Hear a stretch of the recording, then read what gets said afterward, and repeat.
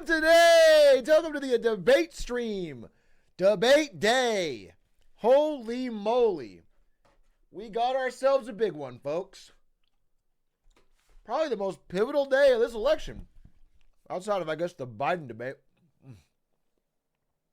No flannel must be a big day. Isn't you guys say a flannel's a big day? I feel like no matter what shirt I wear, you have a comment on it. Debate day. Got my liberal green juice here, but I also have a gun. Where's my gun? Fuck. Where's my gun? I have to be balanced. Where I need my gun. Call that a barrio. Where's my gun?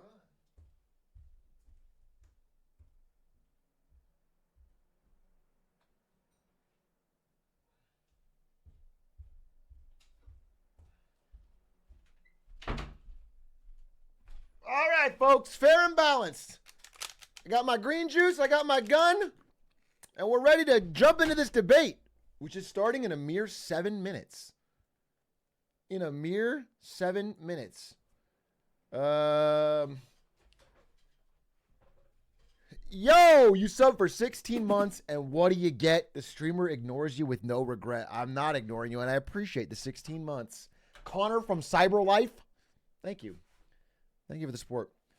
You stream starts in an hour? Wait, what? Am I live an hour early? Well, good thing I have a story time. Are you guys sure? I thought it was for sure the time that I'm saying. There's already 88K live. You know, because Democrats have been trying to lower the bar. Is it if she survives, or does she really Damn, have to it get is some 1 shots in hour against former President Trump? Shit is 1 hour away. I think a victory for her tonight is to be able to articulate her vision for the future. Remember what people were saying 2 months ago. Blah, blah, blah, sir. I'll tell you what the keys to the debate are by looking at, what was that poll I was looking at? It's past Trump's bedtime. They should give him a little nap in the middle. You should be allowed to nap during the debate. 2 questions, a quick power nap, 2 more questions. On stage. Yeah. Dude, we need to see how they sleep. America needs to watch both candidates sleep to really get in the mind. Are they snorers? Are they toss and turners?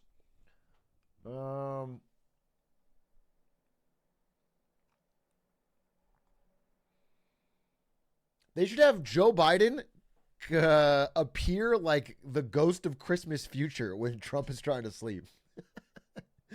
Joe Biden should show up as a fucking ghost and like it's Christmas Story.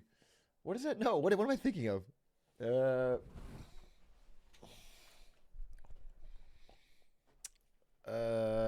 Quick League? No, I'm not playing League. No! God damn it, I've relapsed. I've become a League addict again. I'm playing with Stans and Lud multiple times a day, and then other friends are hitting me up, and I'm playing with them. I played League so much yesterday. Oh, tragic. Christmas Carol, thank you very much. I've been playing way too much League, and it's fun. I'm having too much fun. The game, it's a true needle in the arm. I thought I was truly done with it, but here I am having a good time. What if Kamala purposefully flops and then halfway through the debate, Biden comes out on crack and demolishes Trump? Surprise, Brandon's back in. It's like turning into wrestling. Who's out from the top ropes? It's Joe Biden. There you go. Boom. It'd be awesome. We'll up our voter participation. We need to make politics even more entertainment. We need to make it pure wrestling. Tangly, think of the 18 months. S&G Jackie, think of the 25. Oh, no. I'm dying. Holy God. Swagyar, think of it. Swagyar. Swaguar. Jaguar. Swaguar. No, it's Jaguar. Jaguar, Swagwar. Sorry. Having a stroke. Thank you for the 4 months. DJ Uretic, thank you for the 5. Tumor 03, thank you for the 10 months. 10 months feels like yesterday when I heard my first glizzy hands joke. Well, I do have, I mean, it's coming down now, but this is a true glizzy finger because it swelled up like crazy after basketball. I smashed it. It swelled up. It's much bigger than the other fingers. I got at least one glizzified finger, and I won't even deny it. But it's kind of not as swelled as it was yesterday.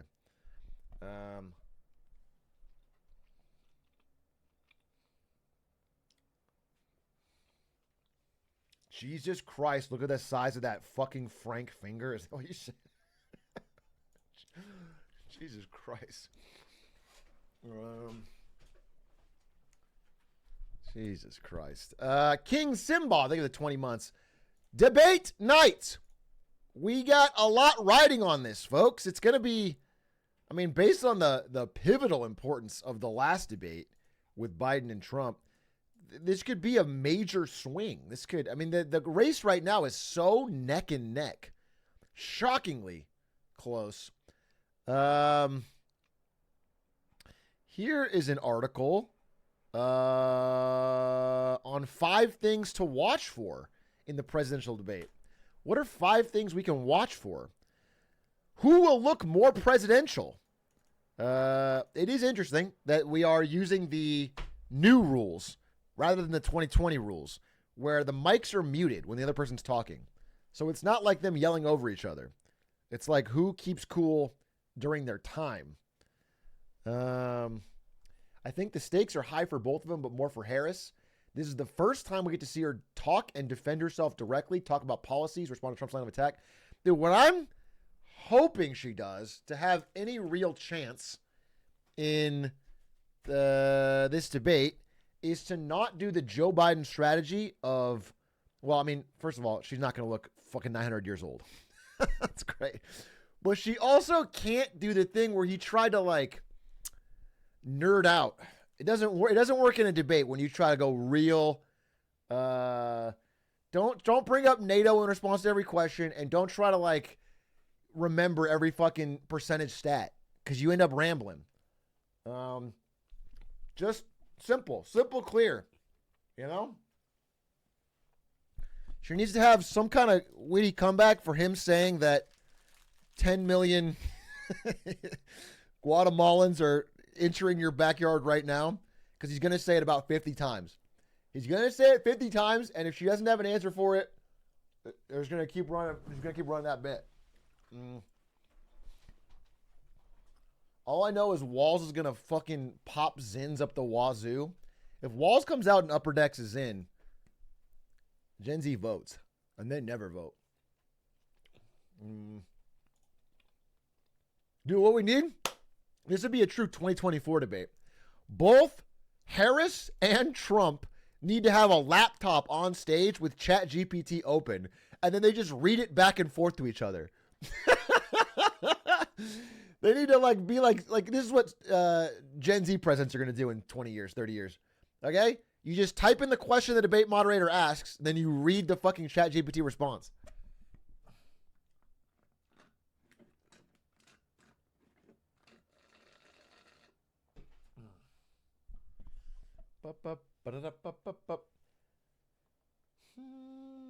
And then as they take in what they said as ChatGPT, yeah, exactly. They're not going to understand what the other person said, so ChatGPT summarizes their point too. The debate is a very big moment for Trump that he needs to make the best of. He's going to have 90 minutes to offer a real focused line of attack on Harris, and that's going to be better than any 30-second ad that runs 100 times between now and Election Day.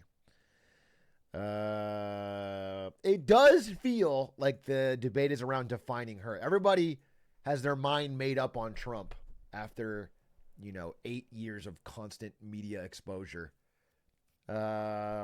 She's a little more of an unknown, and so the debate will be important for that.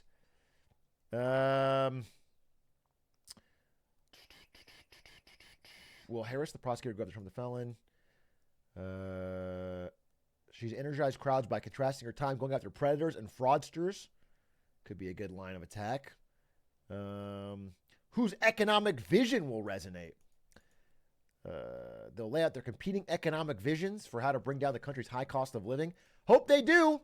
I just saw today auto loan delinquencies, fucking massive spike. Massive spike. Big auto loan delinquencies. Bottom line, consumer resilience has kept recession at bay, but it be reaching its limit. Repo Reaper eating good. Repo Reaper eating good. When the debate starts in about 49 minutes, something like that. But we're gonna watch some of the pregame, and we're also gonna tell a story. So I live in Philly. Everyone is bitching about the traffic. I think Kamala lost voters because people are so mad. Wait. Explain more. Is Kamala Harris out there driving and causing the traffic?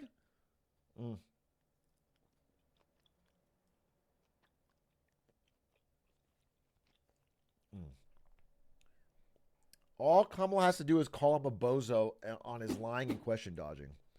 I think it's probably a little more nuanced than that. Unless you think, I mean, this is America. I didn't think it worked. Do you think if Kamala Harris got up there and every time he answered a question, she goes, bozo, and says nothing else, that's my time? Unironically, that might connect. That shit might connect. I rescind my time. Dude, that would be iconic. Bozo, folks! I rescind my time. I don't know how you'd respond to it. But if that did work, that would be a bad fucking sign for our democracy.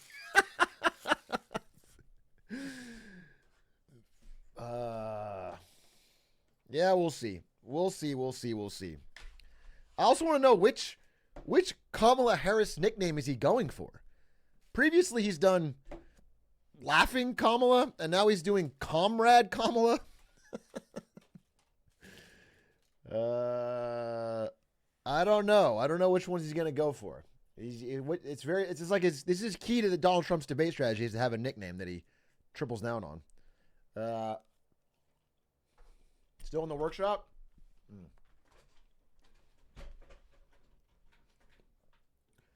I wonder if he's gonna say she's attractive again. Yeah, that was weird. That was weird.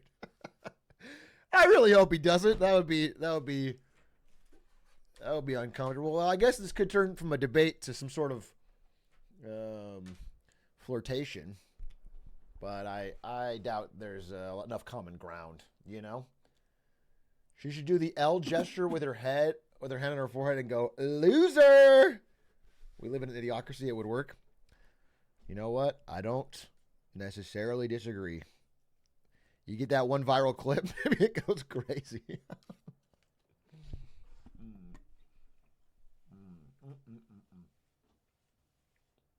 Oh, no Kamala Harris because she doesn't do comms in mid-round callouts? No, that's for Gen Z debates, dude. That's for way down the line when every fucking president played Valorant. And they get your clips and they go, wow, no comms. This dude peaked every time and got fucking one-tapped. You want that as your president? This person insta-locked Cole Cassidy every game in Overwatch and didn't push the objective. Do you want that as your president?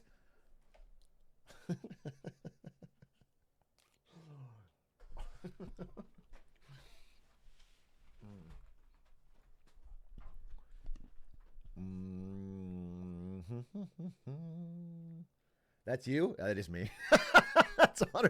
That is 100% me. Anyway, okay, before we get to all the debates, we'll watch some of this pre-show. Was that they... But I would like to talk to you about this. So you guys may know the show Killer Whales crypto show. Well, guess what? As you may or may not have heard, they reached out to me because I've done reacts to them. Where's the, give me the image. Killer Whales. This is the show. Bada bing, bada boom. Okay. It's crypto Shark Tank, basically, is what it is. And it's pretty goofy. And I watched it. I found it. I didn't hear anyone else talking about it. I found it and I poked some fun at it. Well, anyway, I made an episode where I said there had been canceled. It was their last episode of season 1. I thought it was over. I thought there'd be no more after this episode. Well, it turns out I was dead wrong. They have a season 2. They reached out to me, and today we had a call. Where they were thinking about ways we could work together.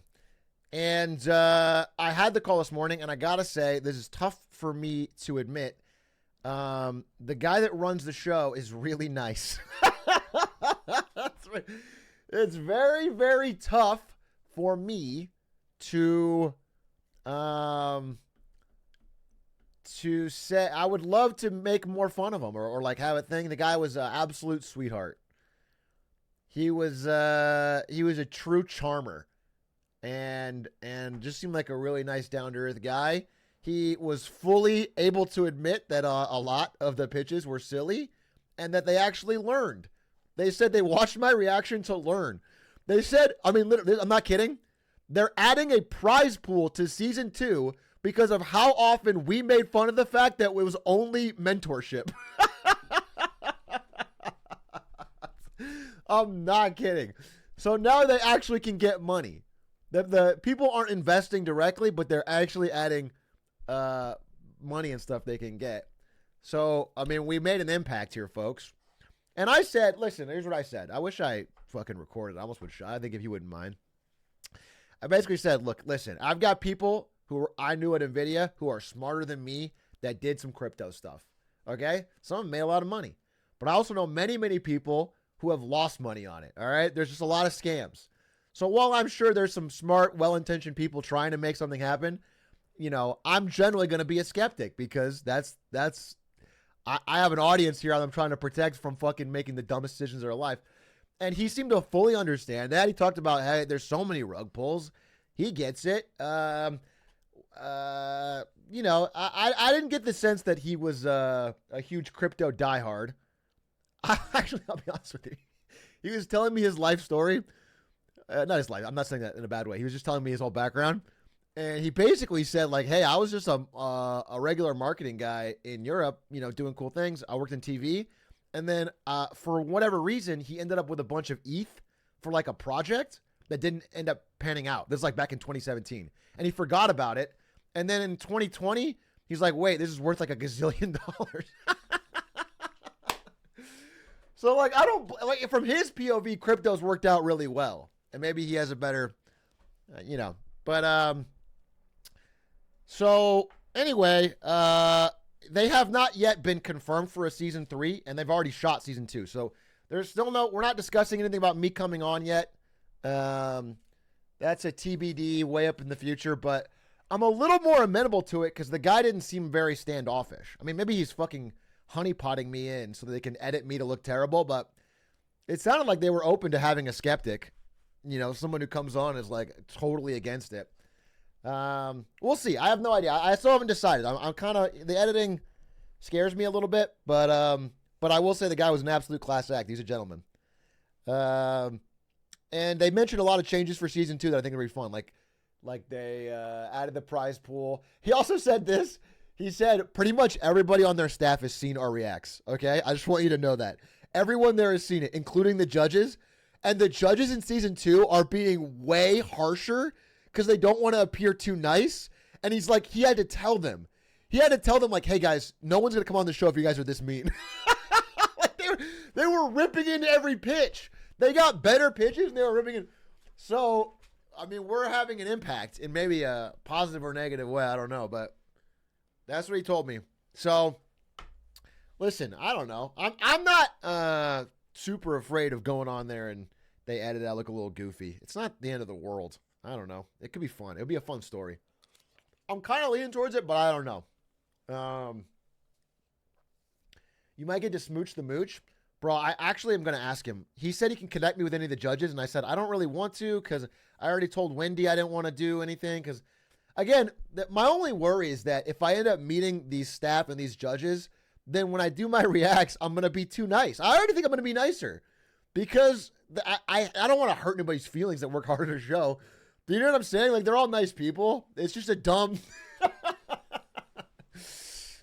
I just, I'm not a huge fan of crypto in general, so it's difficult for me to be objective. But I do think it would be really fun to interview the Mooch, and if he can set that up for me, then God willing, I'll do it. I'll get Mooch on the stream.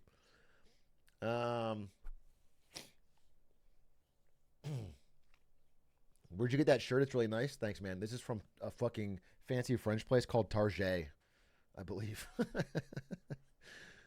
I believe this is Target. Oh.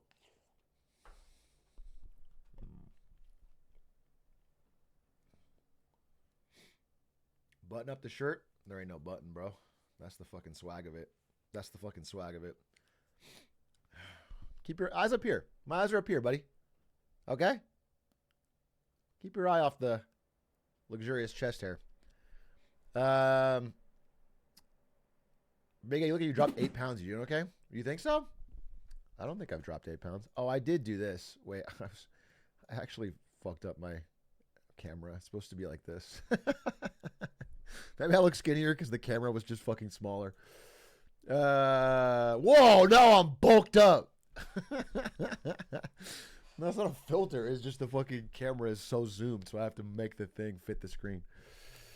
Man's on the gym grind. I have lost weight, but I don't think it's a bad thing. I mean, I feel like I'm in a good spot. I've been playing basketball every day. Dude, I'm getting somewhere. Not, I wouldn't say anywhere close to good because basketball's a hard sport, but I can move now. I can like, I like it.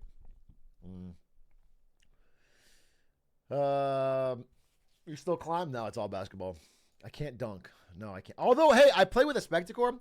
A Spectacor's in town. He's in LA. So I invited him to our basketball game. He showed up and he's like, I'm going to dunk this. And I said, bro, I'll give you $1,000 if you dunk it. Laughing. And I'm like making fun of him in front of people. I'm like, there's no way. He fucking leaps. He barely misses the dunk. Like, and he's a short guy. As Spectacor is not tall, he has fucking hops. Dude, fucking, I mean, it was actually so impressive. I was afraid. I was legitimately afraid. And then I was like, all right, no round two. No round two. That shit was close. No one can dunk. No one at our game can dunk. I haven't seen a single person dunk. How do you keep that bald head so shiny? Are you under the impression that this is my bald head just because it's kind of tan colored? This is a hat, bro. This is a fucking hat. Obviously, my forehead doesn't grow out. Like, chat, is this pre-recorded? Yes. Yes, it is. Enjoy it.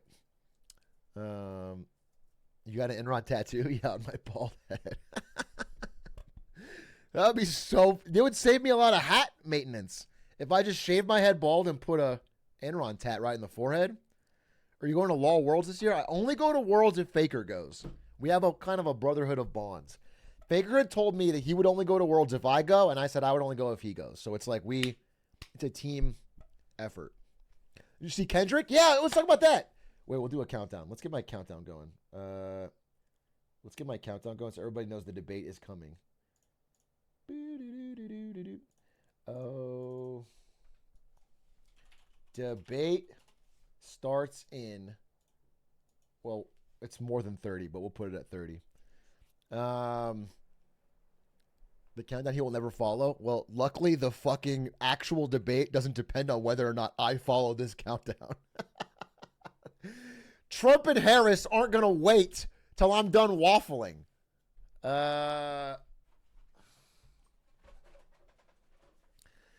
You need to buy tickets before he gets eliminated then? Looks like he thinks you aren't going. No, I don't.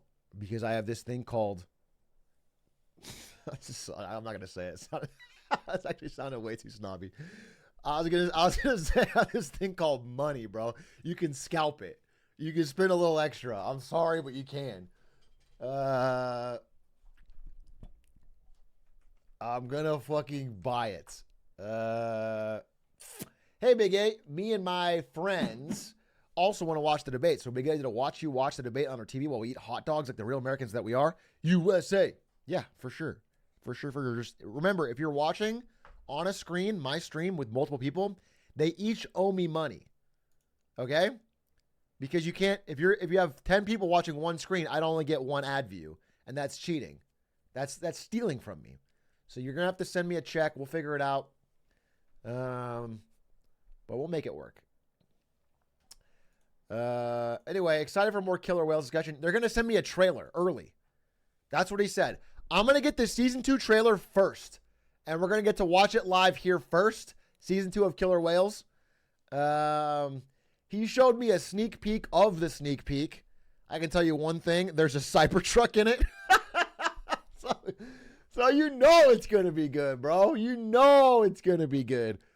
Yeah, I'm excited. It'll be fun. It'll be a fun time. And they also, you know, because I told him in the meeting, I was like, hey, straight up, listen, I also fully understand that if you want me to pull my YouTube videos, it's your content. You know, it's like, if I'm reacting to your video, and he's like, no. You have full rights to react to it. I mean, apparently it's helping him. So I don't feel bad about it. I'm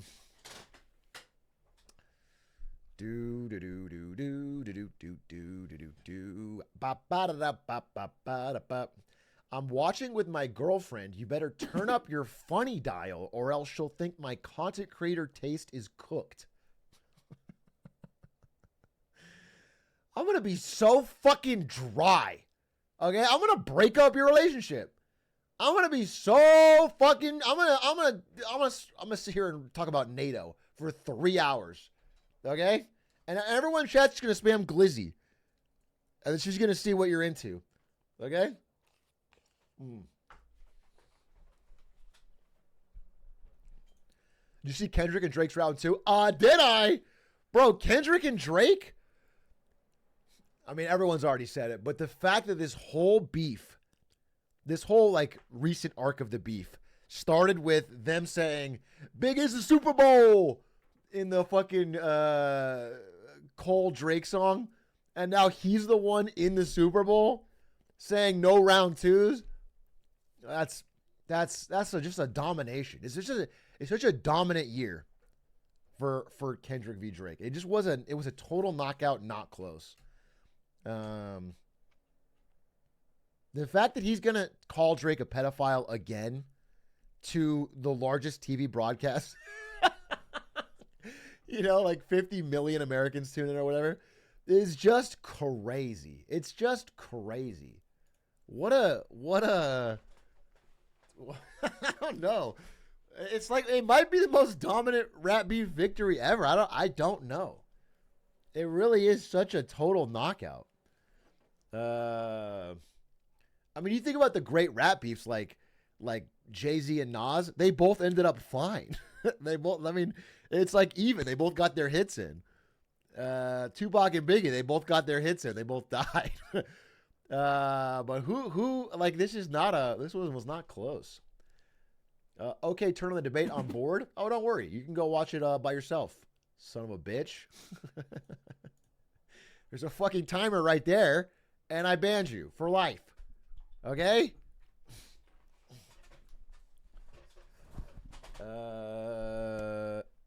Drake could still win if he gets that Diddy feature. You're like the worst person on Drake's staff.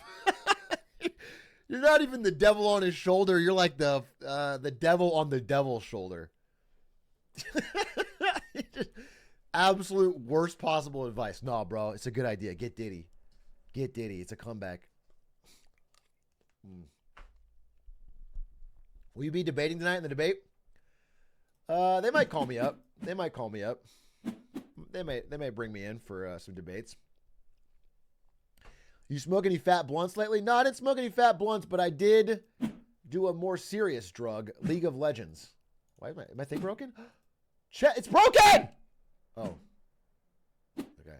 I almost lost my thing.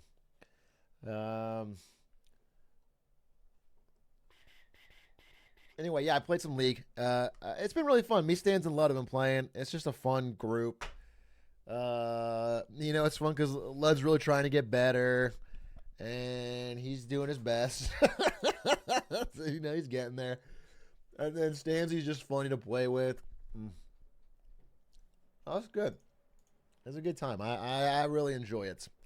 I don't regret it. Although I do wish I had done Marketing Monday yesterday because we have the debate today, so I couldn't do targeting. There's a lot of fun stuff to talk about. I got like a good 50 slides. I need a couple more, but we got stuff about Canada. We got stuff about Ireland. We got stuff about the sports. We got stuff about coffee. Moo. A lot of interesting stuff. It's a classic wins and fails. We'll probably do it tomorrow. Should be fun. I am trying to mix in the good stuff, the interesting stuff, because not to belabor my point, but more interesting news keeps coming in, including rising auto delinquencies. That data is hard. Dollar General stock tanked. They said poor U.S. consumers are running out of money. Direct quote from their CEO. He said low-income households feel financially constrained. That's what he said. Dollar General said that. So I don't know. Some data's coming in.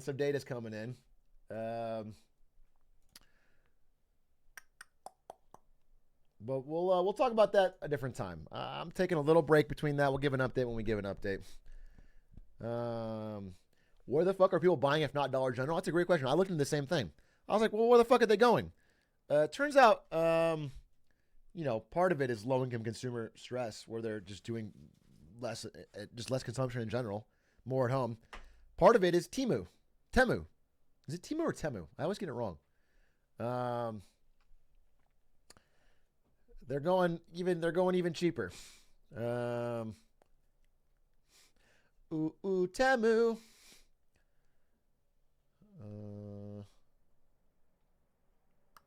Is the Ireland stuff good or bad? Can't tell you. Can't spoil it. Thoughts on this? Will it impact the debate results? Gen Alpha Republicans. Trump has that gyat. Eyes. Will this impact the results? What other I'll make sure this is not gonna. What is this? This account is temporarily restricted.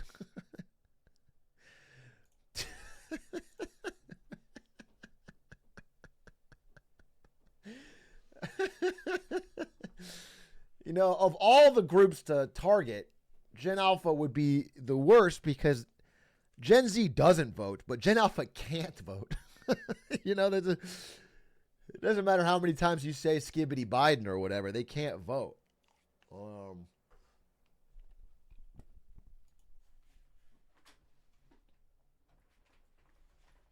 Big A, I've noticed your stream is lacking a cute puppy. Nuh-uh.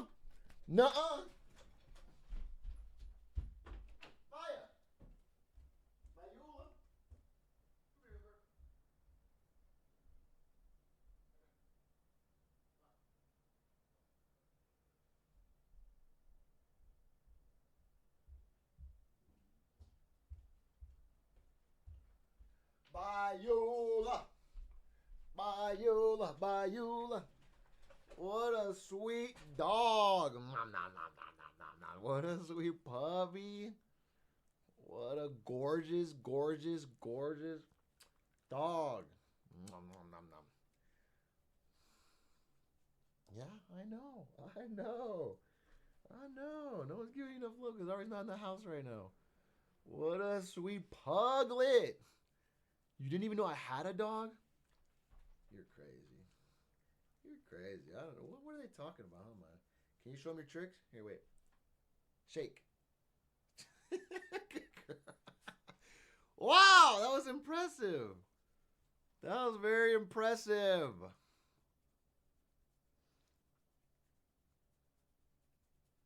Does she drink coffee? No.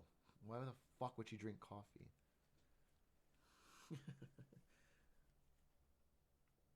All right, Gilbert.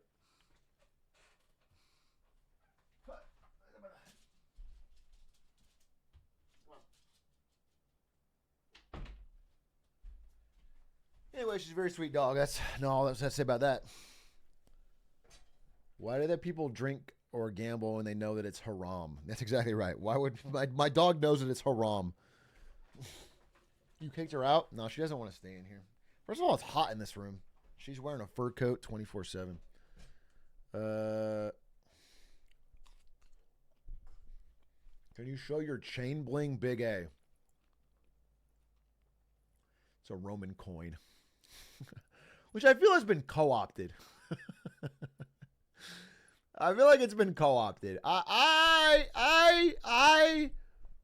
had this for a long time, and I really like it. But I feel like it's been co-opted, as all good things do.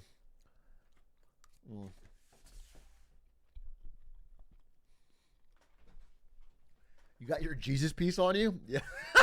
Can you imagine? I just start wearing a huge fucking Jesus piece. Don't talk about it. Hey, Big A, if you could interview any CEO in history, who would that be, and what question would you want to ask the most? I would interview the CEO of heaven, God, and I would ask him why his quarterly profits are down. And I would say profits with PROPHET, you know? And then we'd both have a big chuckle. And then he would send me straight to hell.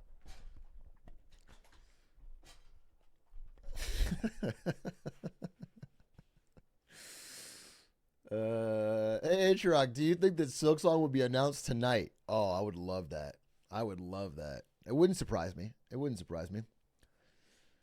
Can I send you my school assignment for this and we can fill it out together as a stream? No. No, bitch. No. Well, yeah, at least you're direct. Because other people, dude, people do the same thing. People will message me after a Marketing Monday, and I can tell they are just trying to steal it for their homework. They're like, hey, can you link me this? They just want the fucking... And I used to answer some questions. People would message me after Marketing Monday in DMs and ask me some questions, and I would answer them. But I found out a lot of them are literally just trying to do it for their homework. They are just trying to...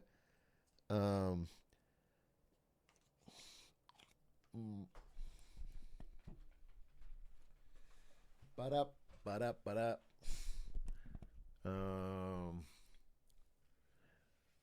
What I want your chat to succeed? I do want them to succeed. Again, I have I don't do this anymore because the chat's gotten too big, but I have in the past given job references to people I've never met or spoken to. I have fucking we've listed this as a company and said that they worked for us, and just to give them a fucking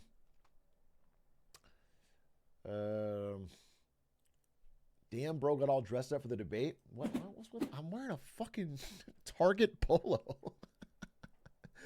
I swear to God, sometimes you guys jump on different shirts I wear in a different way. I was gonna wear my Xi Jinping sweater. That was my idea. I had it on, but it was too fucking hot.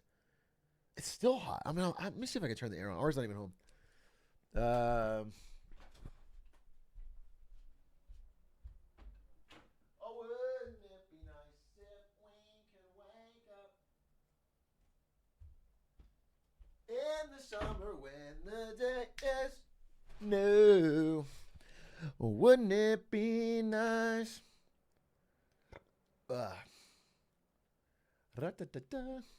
Hey, Truck, I had a dream where I accidentally hit you with my car. Just wanted to say sorry.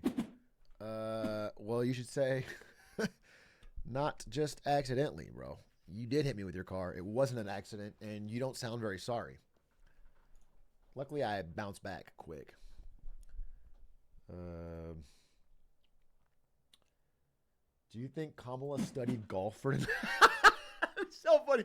If Kamala learned all the wrong lessons from the last debate, comes out here just fucking bragging about golf again, double times the NATO discussion, speaks even softer. Joe Biden didn't speak soft enough. She comes out just whispering. Yeah, hopefully. I mean, I don't know if I mentioned it. I did mention this, but I'll just reiterate. They both have been preparing, but Kamala's been preparing in like the Nathan Fielder, the audition type. She has created a mock replica of the stage with the same lights, and she has got somebody to dress up as Trump and act like Trump. And she mock debated him. I mean, she is like actually rehearsing the exact. So we'll see if it pays off. But I mean, she's going in. She's going all in. And then Trump has been doing frequent over-the-table debates with Matt Gaetz, which is not an intentional rhyme.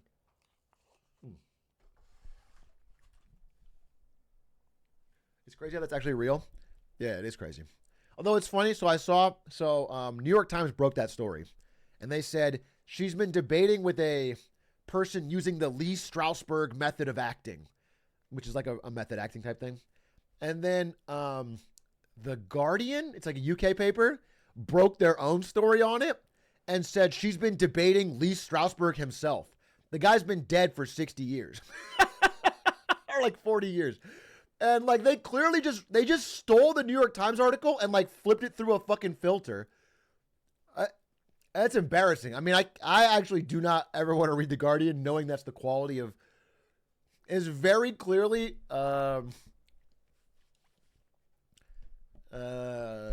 just rehashing someone else's reporting.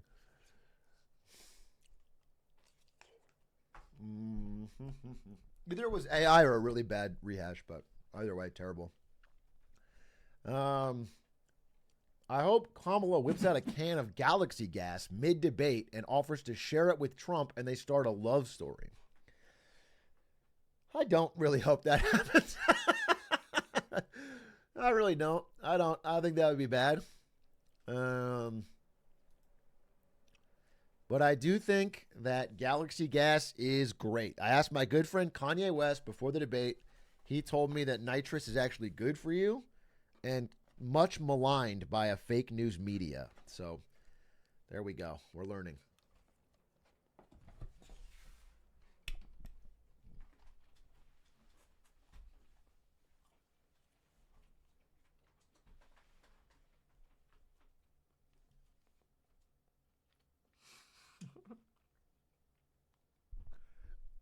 No. Fulcrum is on Galaxy gas?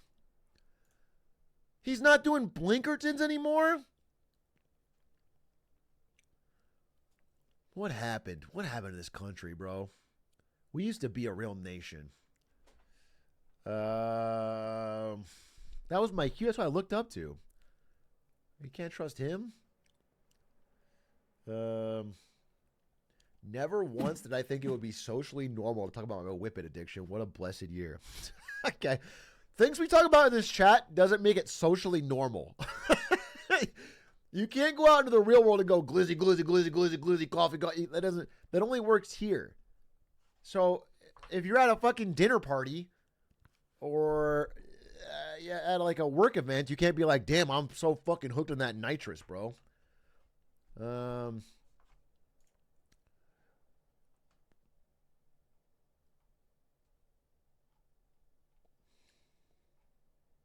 Do you think if the debate goes bad, Trump still has time to drop out of the debate and have Pence come? You are on that Galaxy gas, bro. You're on that Galaxy gas if you think Mike Pence.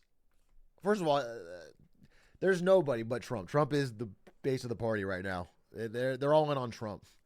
Dude, I feel like not three-fourths, a good half, I would say, of Trump voters don't even like Republicans.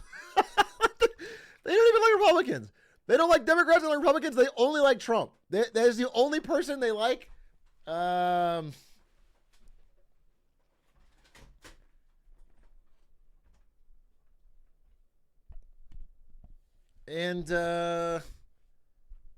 I mean, it's just him. And so there's no voting for Mike Pence on the Republican side.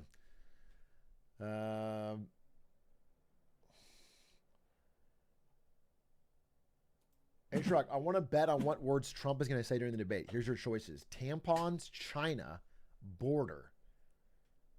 Oh, of these three, tampons once, China 3 times, or border 15 times? I think he will absolutely say border 15 times. That's a guarantee. That's a guarantee. And I would take that. I'd take the over on that. But he might do all three. He might do all three. The only one is, I don't think the only time he'd say tampons if he was trying to do the fucking Tim Walz. The fucking, that's their only time they say it. So I don't think if Tim Walz doesn't come up, I don't think they'd bring it up.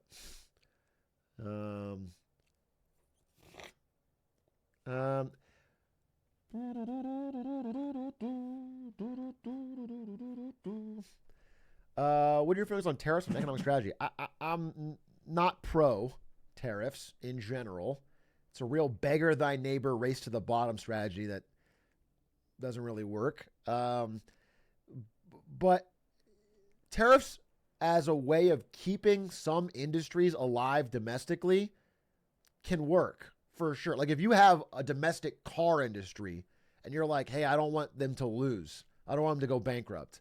Tariffs can keep them alive, but it's not a way of the country making money. Like it's just a tax on your own consumers. So it's like a way for people to pay more to make sure the jobs are in your country. That's what tariffs are for. And if people try to pass it off as like tariffs can make us a lot of money, that's not how it works. But you know, it's up to debate. Like there's a reasonable thought to like saying, I don't know. Let's say it's fucking airplane design or whatever. You want to make it in your country. So even though Boeing fucking sucks, you might put a tariff on buying Airbuses so that Boeing has a chance so they can eventually bounce back and you have American airplane company if that ever came to being important.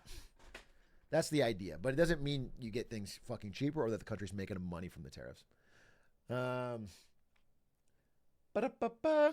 Boeing's our champion? Unfortunately, bro. Unfortunately, when it comes to the airplane wars, Boeing is our national champion. So we're a little cooked on that. But if it's a Boeing, I ain't going. Boeing has an insane monopoly. Well, yeah, in America, for sure. For sure. Like, for example, there is a Chinese aircraft manufacturer that, by all accounts, has fewer issues than Boeing. But absolutely, there's a united front, zero chance of buying it from Europe and America. They have shook hands and said, we will never buy a Chinese plane. Okay? Because they have this Boeing Airbus duopoly across two continents, and they don't want to. There's like more at stake than just getting the lowest cost machine. People want it to be within their own country. Have you reacted to the debate yet? Do you have working eyes, Kuzu Panda? Do you notice that there's a thing on the screen right here that says debate starts in and then a timer counting down? I'm trying to understand what your question is ignoring. Blind phobic. I'm not. Okay, even if what I said was ableist, which it's not. I guess the person is using a Twitch stream and chatting. Even if it's not, it doesn't mean I'm blind phobic. I'm not afraid of blind people. I'm not living in fear of them. I am just trying to understand why this guy doesn't understand that the debate is about to start and I haven't reacted to it. Okay? Atrioc is scared of blind people. I'm not. Hi, Big A. Hi for the debate. Thanks for the first time chat. You're a sub and this is your first time chat? What a beast. Thanks, Nemoki. My family literally wants to move from one part of the country, stay every 6 months, and move back every 6 months without realizing it's twice as stressful, it's expensive, and this climate. I don't know what to tell you.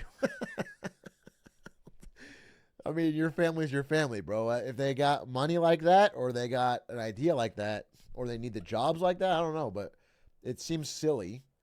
But people do that. I got a friend who does 6 months in America, 6 months in Canada every year. And that's because He's an idiot and thinks that Canada's a better country and wants to live there, but there's more money in America. So he does the job in America and then 6 months in Canada to live.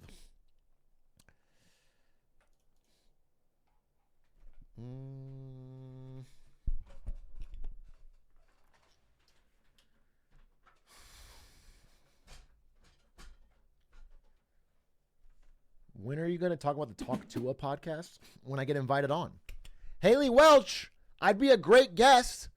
I think it would be fun if Haley Welch invites me on and I do a 40-minute presentation on recession.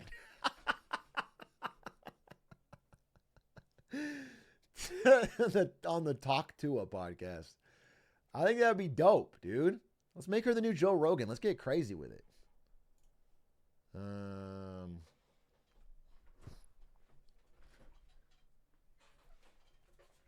Take Connor with you. Connor should already be on, dude. It's crazy that Connor's getting ignored. He interviewed the Tiger King. Big A, I won 100K on roulette today with my friend controlling my bets. Roulette spin. What do you mean? On actual roulette in Vegas? You won $100,000? Why the fuck are you in my chat? Go party. Go do something. You're in Vegas and you won $100,000. You're like, I'm going to boot up Atrioc stream, watch the debate? Or is it like a VR thing? Or did you lose it all? You let it ride? There's a lot at stake here. Hawk Tua is America's greatest asset. Yeah? I don't know necessarily. It's certainly a debatable point. Let's see how this is going. Let's go to live. I mean, the back and forth. Undecided Pennsylvania voters. It's about who can get one over on the other, to the point that we are not pushing Why is everyone else asleep? And why is my internet goofy? policies through just because the person that put it through was from another party. And Andrew, let me ask you about your issues, because we were talking earlier. You like some of the things. You're really big on policies that Trump supports. And Are they in an Olive Garden? Yeah, this is how the media sees the average American voter. Hey, we put you in an Olive Garden so you feel comfortable. You want some breadsticks? You want some slop? Being undecided so crazy. I mean, listen. The fact that we have 6% of the country that's still undecided is the only thing keeping us from civil war. Because it's the last thing that makes each party think they can still win. Okay? I want you to understand that these dummies that you don't like, that are eating their Olive Garden slop, are the only reason we don't have civil war, and I'm only half kidding. The fact that there's still 6% we can sway back and forth to have elections. then you're also really big on policies that Harris supports. You don't know what you're going to do. So what do you need to hear tonight? I feel left behind by the Democratic Party. The Democratic Party. You're undecided? Harris received 0 votes. I would have liked to have a say in the primary, and they didn't give me that. I feel that they think that they know what's best for me. Harris hasn't said anything. I mean, not stereotyping here, but you put sunglasses on this guy, he's like already an influencer on fucking X. You put sunglasses on a profile picture on this guy, he's like fucking 200,000 followers. You don't seem undecided to me, bro.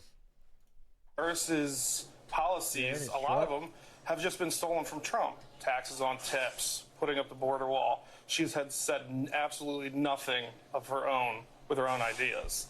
So I'm waiting to see anything from her that is an original idea and not stolen from the other candidate.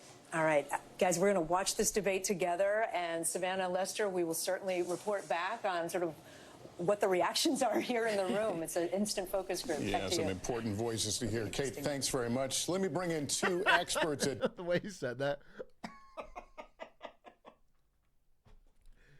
He's like smirking as he says it. Focus group. Yeah, some important voices to hear. Kate...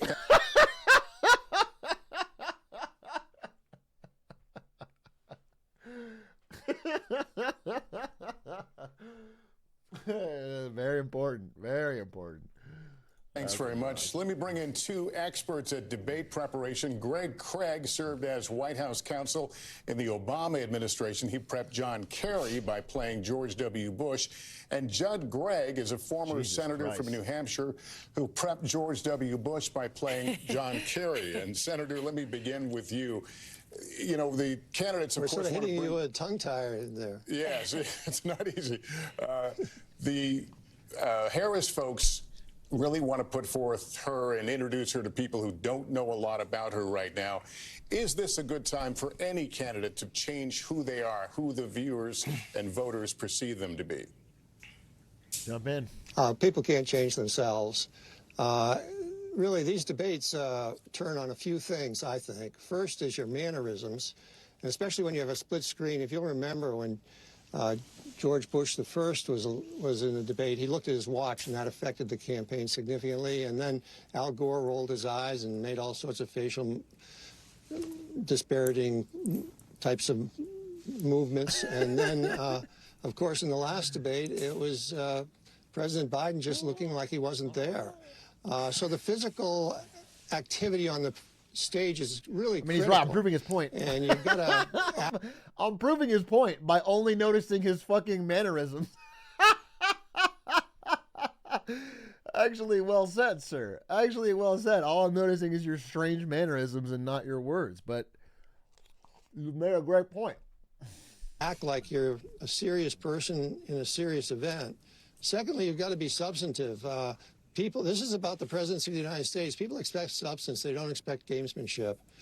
And third, a little self-deprecating humor doesn't work. That doesn't hurt. It's nice to know that the person can connect with you because they are willing to talk about themselves.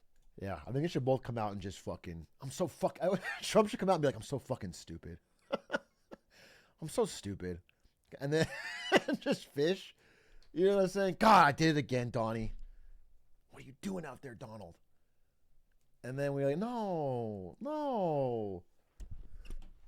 Trump, please, you're so sexy. In a humorous way. And so those three elements are really critical to defining an individual and whether they connect with the audience. But you can't change yourself just for a debate. I bet no That's one's even going to impossible. vote for me. Well, it's fun to talk to both of you because you've had this rare opportunity to actually play the opposing candidate. So we know you from politics, but apparently you have acting chops as well. Greg, as I turn to you, you helped President Obama and I think Senator Kerry as well. So if you were advising Kamala Harris, what would you tell her to do? 13 Because minutes, obviously folks! Donald Trump is an opponent unlike any other. I agree with that. I think on the issue of substance and policy, she's just going to be fine. She's disciplined. She's hardworking. Her real challenge, I think, is managing Trump, because whereas Vice President Harris is the captain and quarterback of Team Normal, former President Trump is really the four-star general of Team Crazy, and you can't really guess or predict exactly what he's going to be saying or doing. It's going to be a stream of consciousness. There's going to be non sequiturs. There's going to be one falsehood after another. So I'm going to be interested in finding out how she manages to deal with him. I think he's likely to get under her skin more than she's likely to get under his skin. And is she going to lose it? She would probably have every right to get angry or emotional or lecture him. But I think if she manages this guy in this debate... Dude, one thing I saw, like, I think it was Hillary Clinton trying to give advice on how to... And I was like, you're the worst person to give advice here. Yeah, she was like, I know how to do this. And I was like, do you? Like, you're the reason this whole thing started. I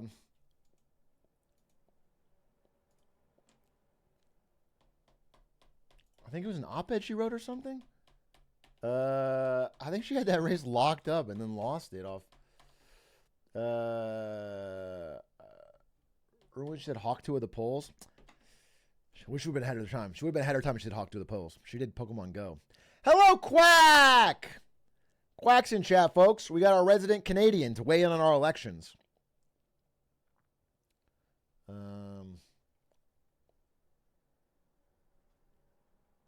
This is my Super Bowl.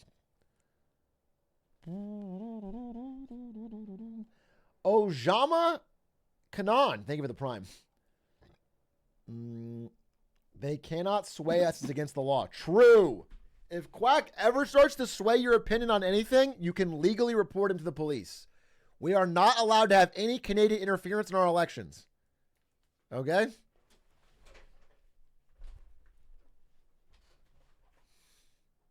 Canadian interference is banned. Do they buy ad space for things like this, like the Super Bowl? Yeah, they have commercial breaks, right? Timer gone. Is the debate over? Oh, facts. The debate is in 7 minutes. 7 minutes, 7 minutes, 7 minutes.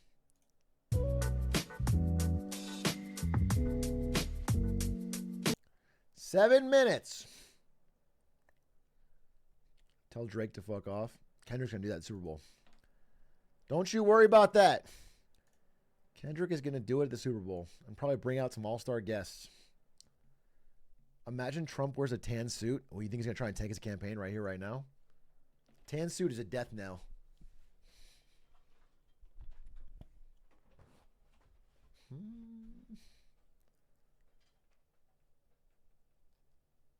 Do you think we're going to get a DraftKings ad in the middle of a debate? No, I will say this, though. So right now, websites like Polymarket let you bet on the election, but they're all based outside of the United States. It's illegal to bet on a presidential election in the United States. But a judge recently made a ruling that's going to break that, likely. And so there's a very real chance that we're not too far from DraftKings having elections. So you can just pop open your fucking gambling app and then bet on our elections, which I'm sure is really good for democracy. Good incentive. Another more American thing. Get a presidential parlay. Presidential parlay.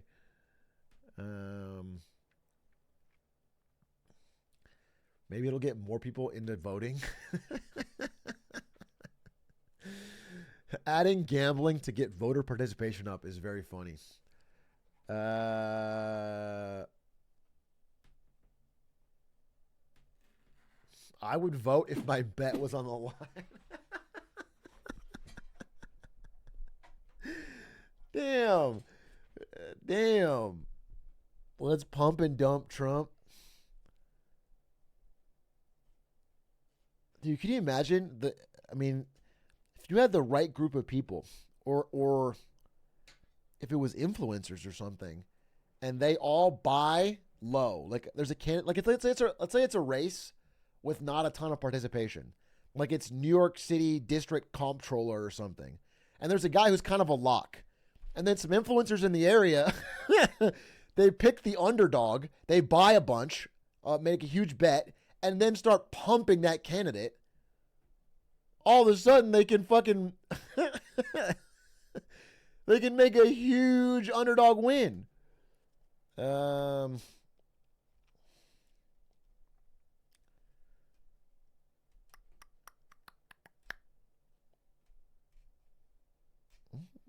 What are you planning? Just planning a way to make money.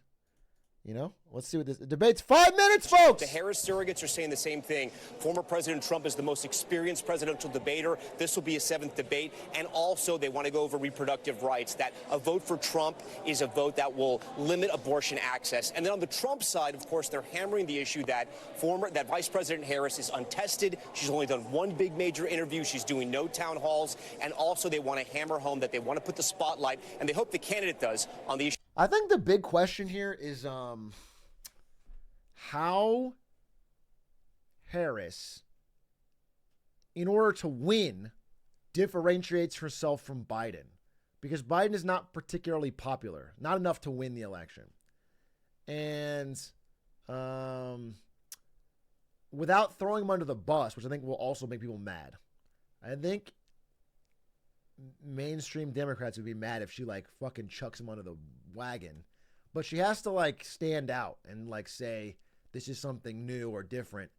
I mean, I think so much of it comes back to the economy, where I think people are just upset about it and are looking for a change.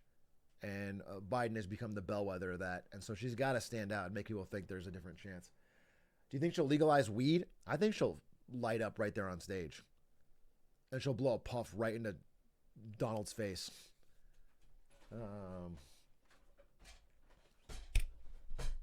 And then he'll start coughing and she'll laugh at him. Say, can't handle your weed, big boy. And then it'll be a lights out, 300 fucking electoral votes.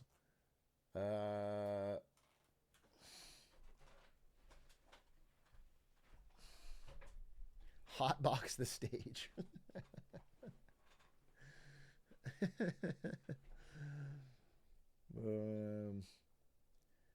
Calling Trump Donald is funny. I think it's funny. I think it's a hoot. Let's see what we got here. We got Joshua Burns, who covers the Trump campaign, and joins us now. What are you hearing from the Trump campaign about the preparations tonight? Well, look, Savannah, you've heard the former president say time and again that he does not do traditional debate prep, that campaigning is his prep. But we are told by sources that over the last few days, he has been hunkered down at Mar-a-Lago. He's been doing extensive policy sessions. And watch for him to do two things tonight, two things that his campaign wants him to do. Number one, tie Vice President Harris to President Biden, make her own what's going on with the economy, what's going on with immigration. Yeah. And number two, remind voters some of the positions she took back in 2020 when she was running for president that were left of center. Try to paint her as simply too liberal for those moderate swing voters in places like the suburbs of Philadelphia. Of course, that is the plan. That is what the campaign wants. But it's all going to be about the execution in the moment, especially if Harris tries to bait the former president into an outburst. Savannah. All right, Dasha, thank you. Let's bring back Kristen Welker and Hallie Jackson. I want to talk about how the thing vice is, it really president is, is cast. It's like this whole election is now becoming more and more clear that it's going to come down to like fucking 600 people in Pennsylvania. It's crazy. It's crazy. It is so down to relatively few people. We have 300 million people, and it's going to come down to so few people. So, you know, they're just speaking to them. Like me as a fucking Californian, they're not speaking a word to me. My vote doesn't mean anything.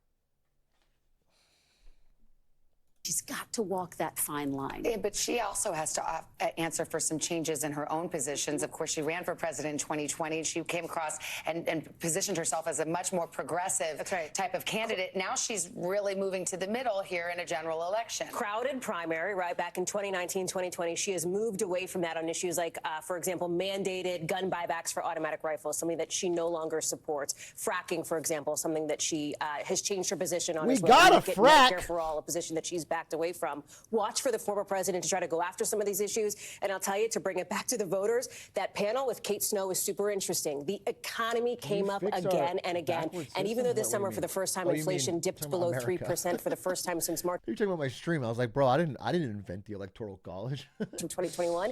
People don't feel great about it right now. So how does Vice President Harris address that moving forward? And let me briefly go there and talk about his physical performance. It's been noted by many that the former president has tended to be more rambling, disjointed in many of his answers at a time that we were focusing on Joe Biden. Is that something that folks will be watching carefully? He's now, of course, the older candidate now. Okay, we will be back with you. It's the top of the hour now. Let's go! Here in New York, 3, in Philadelphia, 2, the room where it's 1. happened. We're just seconds away now from tonight's first and perhaps last presidential debate between Vice President Kamala Harris and former President Donald Trump. As we've noted, this will be the first time American democracy. And it's happening on a debate stage. Also, the first debate since President Biden left the race over the summer and Harris became the Democratic nominee. A lot has happened quickly in a very compressed period of time. Yes, well it said. has. And we have a few moments until the debate starts. We will join it. ABC News is broadcasting it, but we will simulcast it right here in its entirety. It's taking place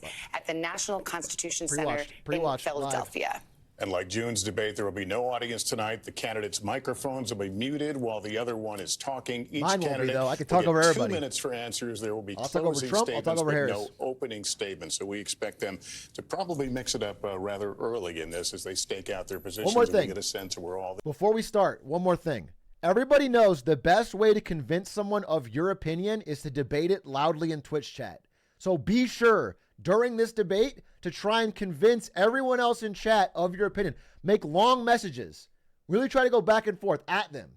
And also, if someone is disagreeing with you, calling them names is the best way to get them to soften on their opinion and come over to your side. So this is all stuff you need to know before we get into tonight's debate.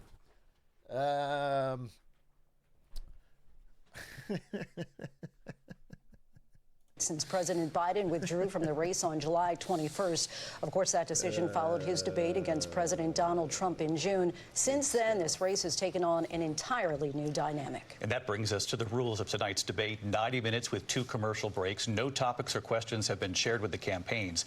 The candidates will have 2 minutes to answer questions, and this is the clock. Who bought That's commercials what on the we'll be most seeing. 2 divisive minutes for time in rebuttals America? and 1 minute for follow-ups, clarifications, or What responses. brand is like, Their I want to be microphones on will only this? be turned on when it's their turn to speak. No pre-written notes allowed.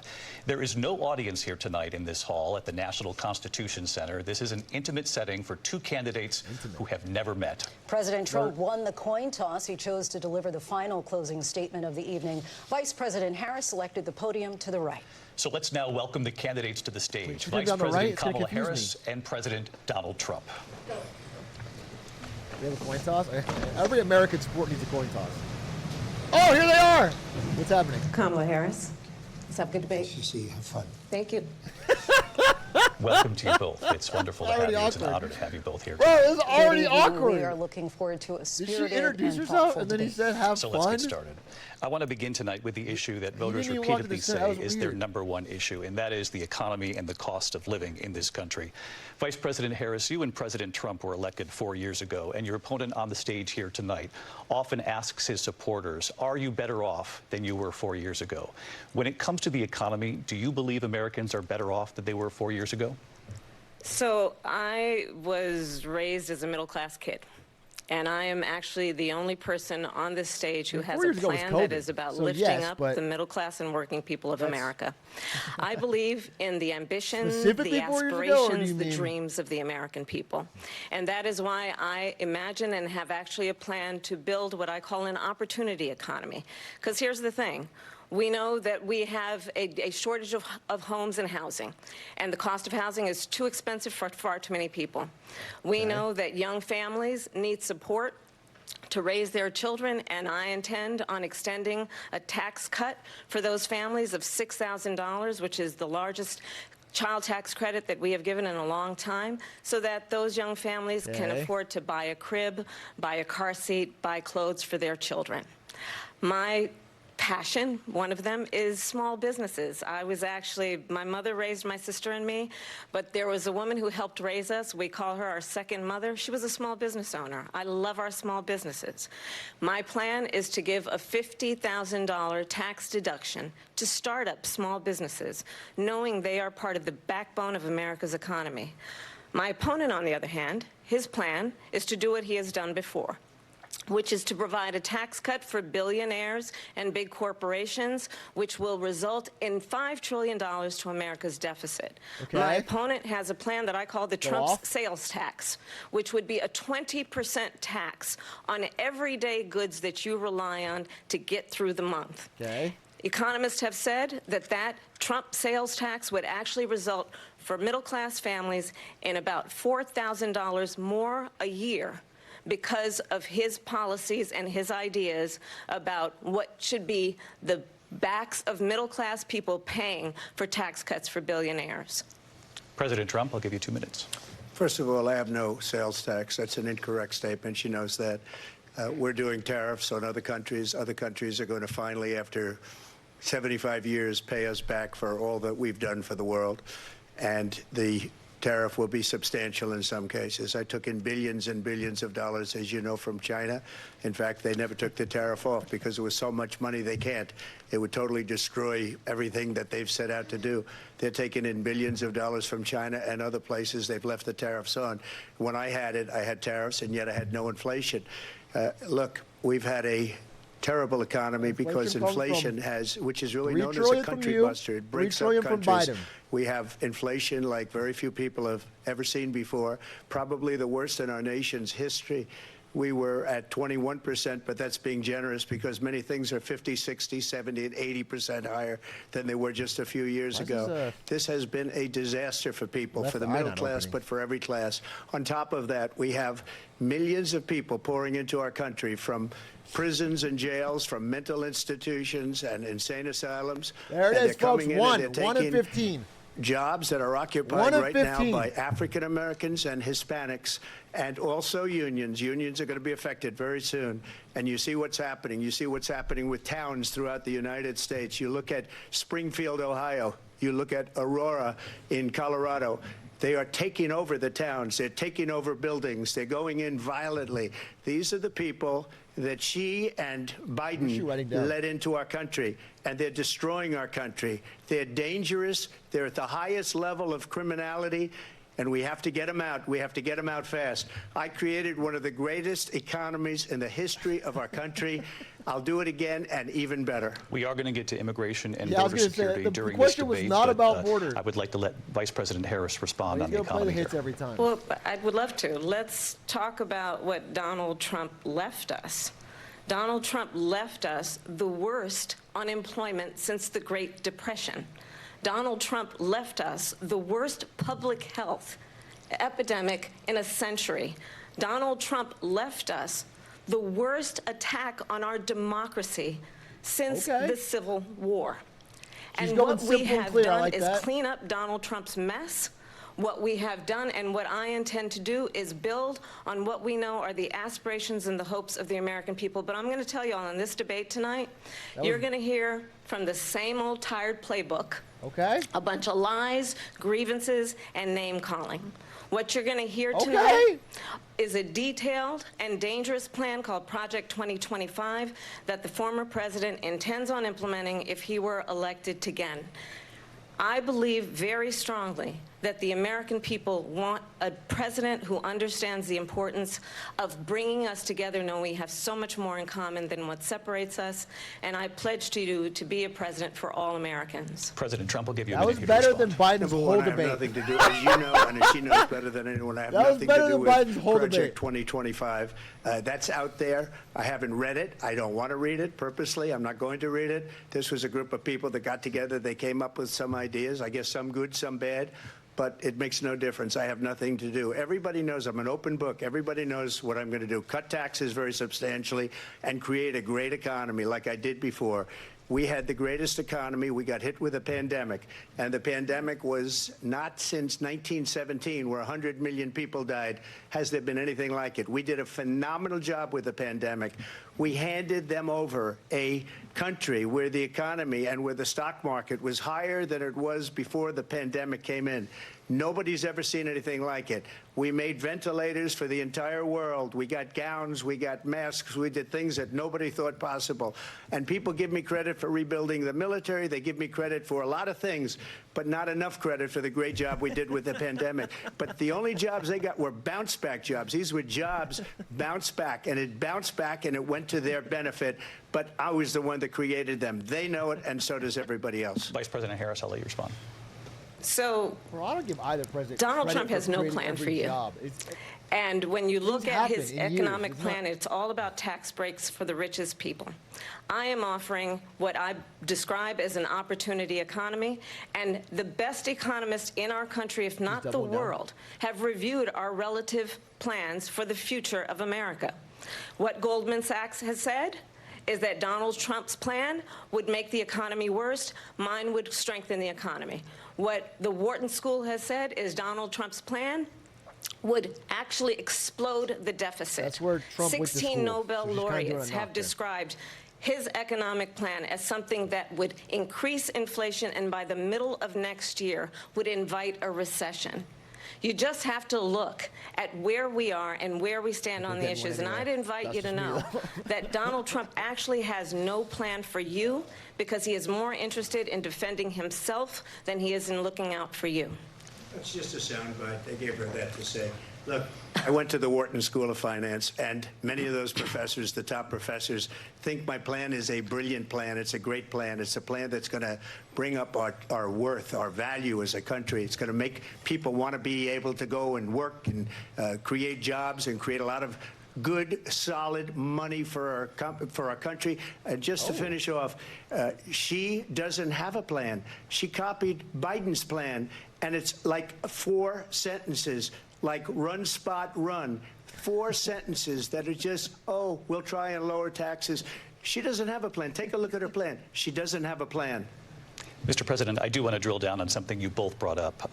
The Vice President brought up your tariffs. You responded, and let's drill down on this, because your plan is what she calls is essentially a national sales tax. Your proposal calls for tariffs, as you pointed out here, on foreign imports across the board. You recently said that you might double your plan, imposing tariffs up to 20% on goods coming into this country.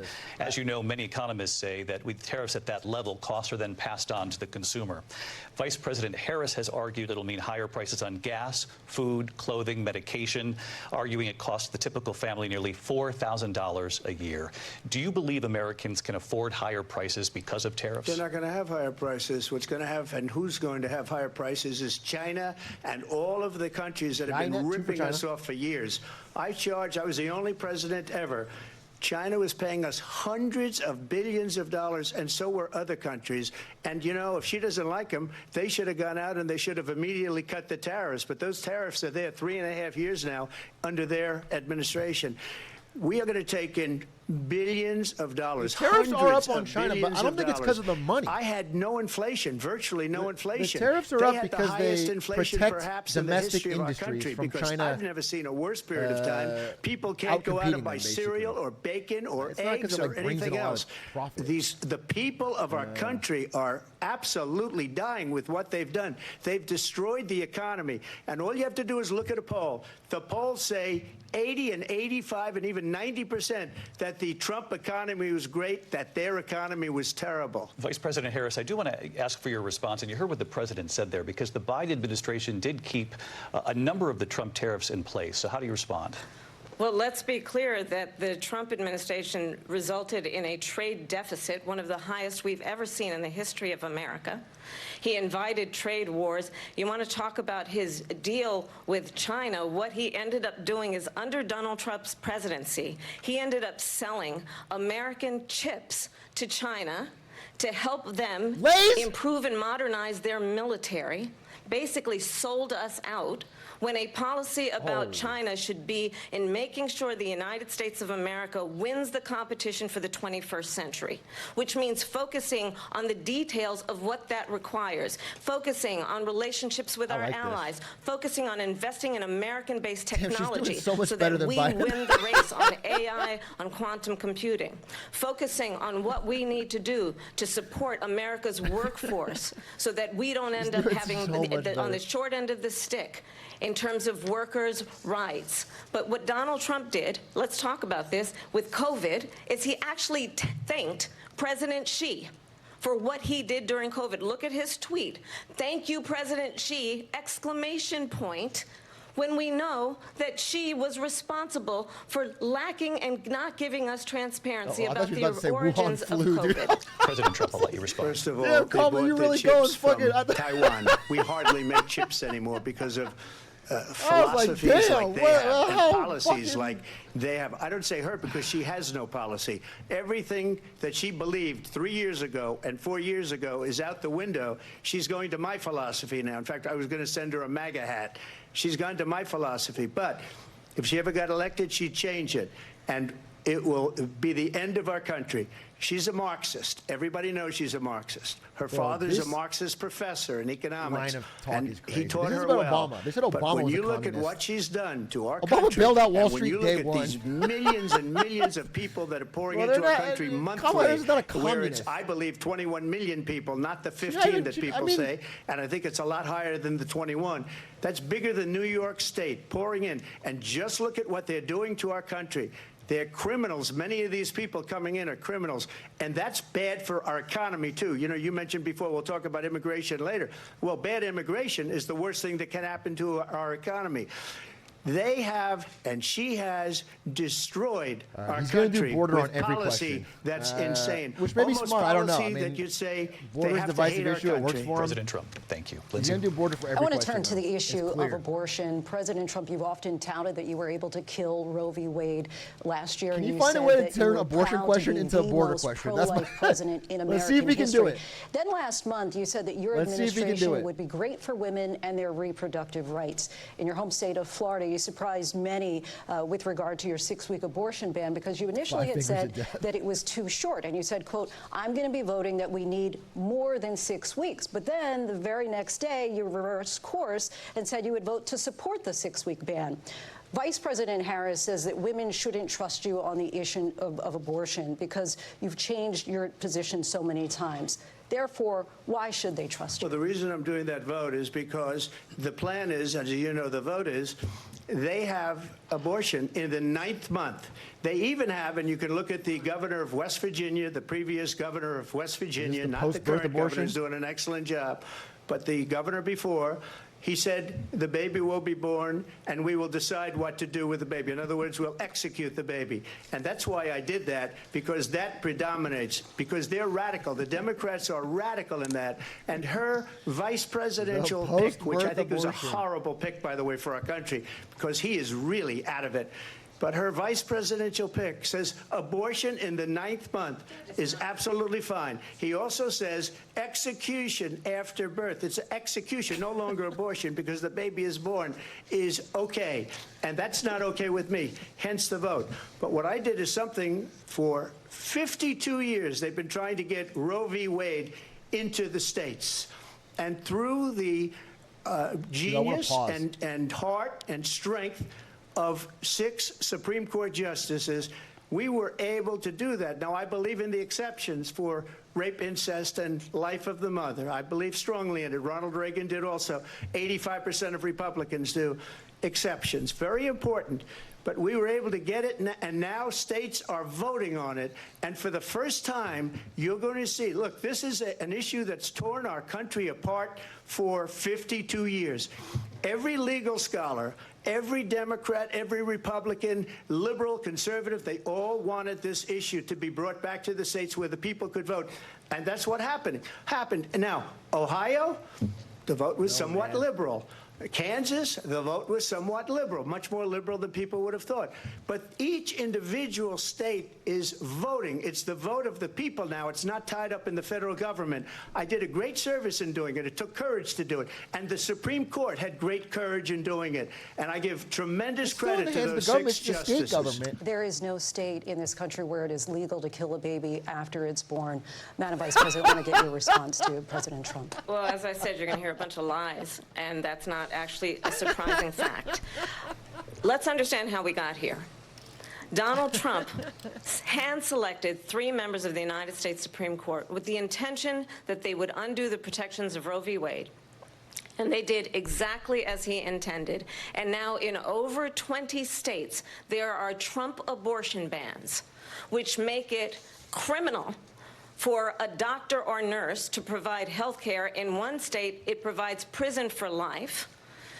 Trump abortion bans that make no exception even for rape and incest, which understand what that means. A survivor of a crime of violation to their body does not have the right to make a decision about what happens to their body next. That is immoral. And one does not have to abandon their faith or deeply She's not even talking about NATO here. The government and Donald Trump certainly should not be telling a woman what to do with her body. I bring have up talked NATO to women once. around our country. You want to talk about this is what people wanted?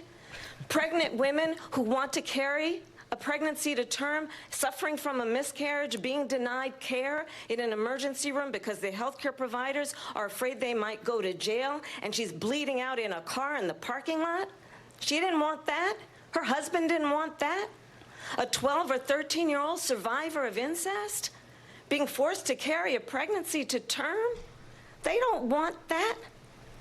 And I pledge to you, going in, and she's when crushing Congress this part. passes a bill to put back in place the protections of Roe v. Wade. As President of the United States, I will proudly sign it into law. But understand, if Donald Trump were to be reelected, he will sign a national abortion ban. Understand, in his Project 2025, there would be a national abortion, a monitor that would be monitoring your pregnancies, your miscarriages. I think the American people believe that certain freedoms, in particular the freedom to make decisions about one's own body, should not be made by the government. Thank you, Vice President Harris. Well, there she goes again. It's a lie. I'm not signing a ban, and there's no reason to sign a ban because we've gotten what everybody wanted.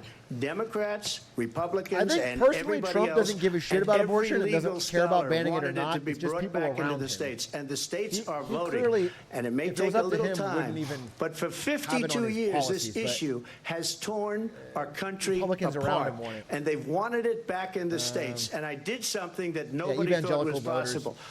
The states are now voting. What she says is an absolute lie.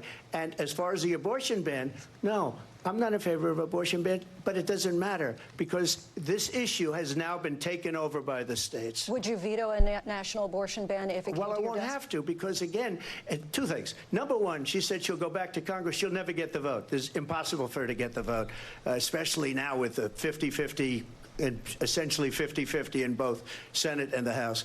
She's not going to get the vote. She can't get the vote. She won't even come close to it. So it's just talk. You know what it reminds me of? When they said they're going to get student loans terminated, and it ended up being a total catastrophe. The student loans, and then her, I think probably her boss, if you call him a boss, he spends all his time on the beach.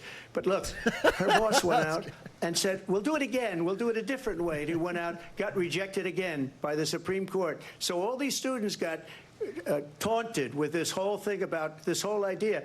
And how unfair that would have been, part of the reason they lost, to the millions and millions of people that had to pay off their student loans. They didn't get it for free. But they were saying it's the same way that they talked about that they talk about abortion. But if I could just get a yes or no, because your running mate, J.D. Vance, has said that you would veto it if it did come to your desk. Well, I didn't discuss it with J.D. In all fairness, J.D.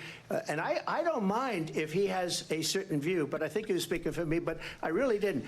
Look, we don't have to discuss it because she'd never be able to get it, just like she couldn't get student loans. Trump They couldn't get hates student loans. They J.D. didn't even Vance come close to getting student loans.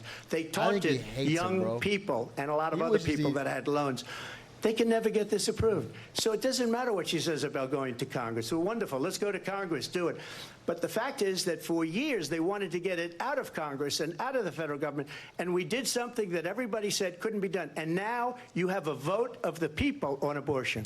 Vice President Harris, want to give you your time to respond, but I do want to ask, would you support any restrictions on a woman's right to an abortion? I absolutely support reinstating the protections of Roe v. Wade. And as you rightly mentioned, nowhere in America is a woman carrying a pregnancy to term and asking for an abortion. That is not happening. It's insulting to the women of America. And understand what has been happening under Donald Trump's abortion bans. Couples who pray and dream of having a family are being denied IVF treatments. What is happening in our country? Working people, working women who are working 1 or 2 jobs, who can barely afford childcare as it is, have Aiden Ross to travel told me to the abortion another ban was state Biden, to and I get believe on a him. plane sitting next to strangers. So I don't want to hear these To lies. go and get the health care she needs. Barely can afford to do it, and what you are putting her through is unconscionable.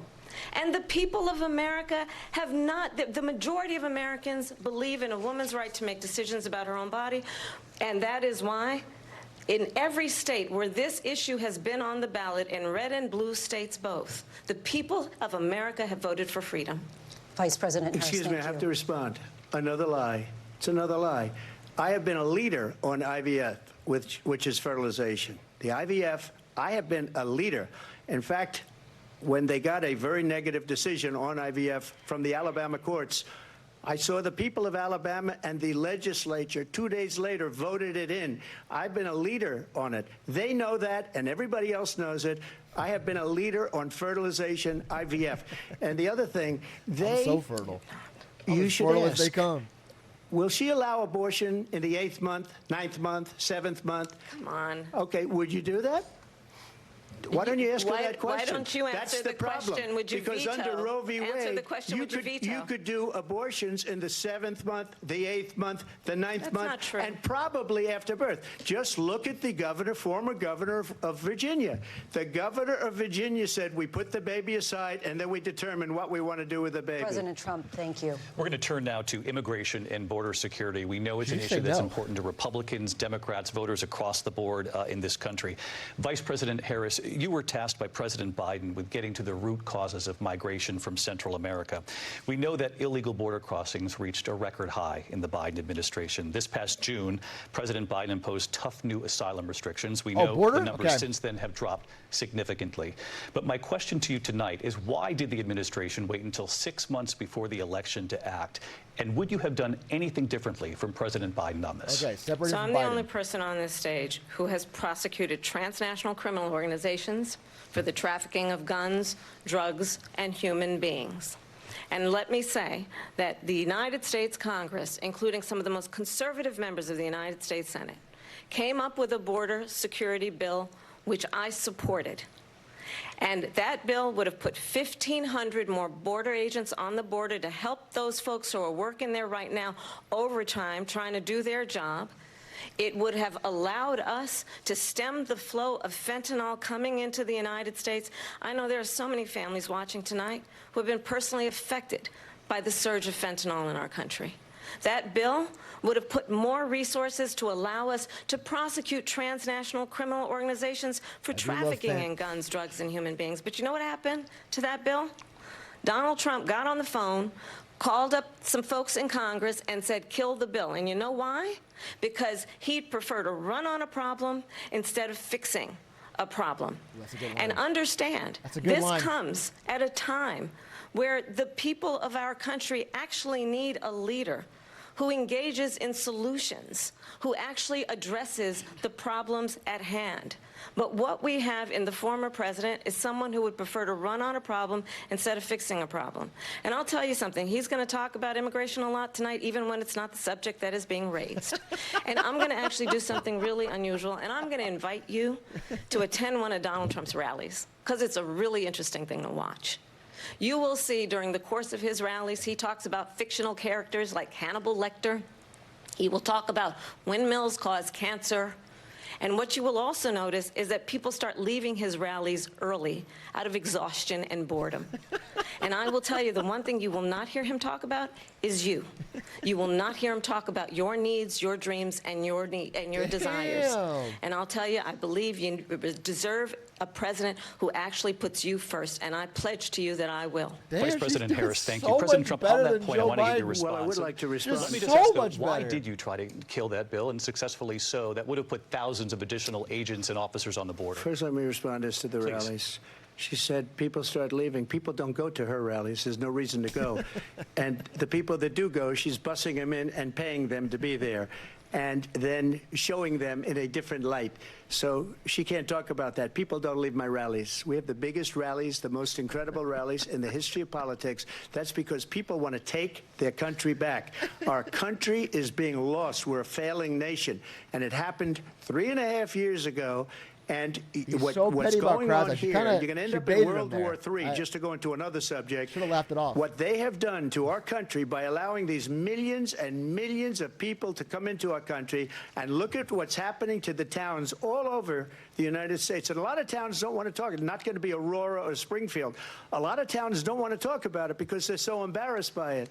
In Springfield, they're eating the dogs, the people that came in. They're eating the cats. They're eating the pets of the people that live there. And this is what's happening in our country. That's a soundbite. And it's a shame. That's going to be the soundbite. Rallies are concerned, as far as they're eating the dogs. That's going to be on Twitter. They want to bring our country back. They want to make America great again. It's a very simple phrase: make America great again. She's destroying this country, and if she becomes president, this country doesn't have a chance of success. Not only success, we'll end up being Venezuela on steroids.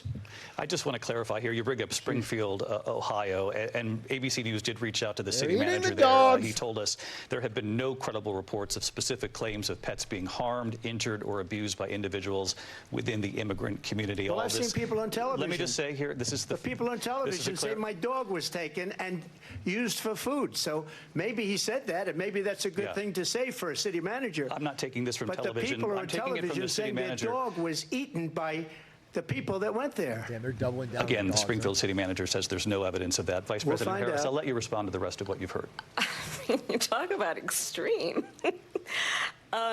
You know, this is, I think, one of the reasons why in this election I actually have the endorsement of 200 Republicans who have formerly worked with President Bush, Mitt Romney, and John McCain, including the endorsement of former Vice President Dick Cheney and Congress member Liz Cheney.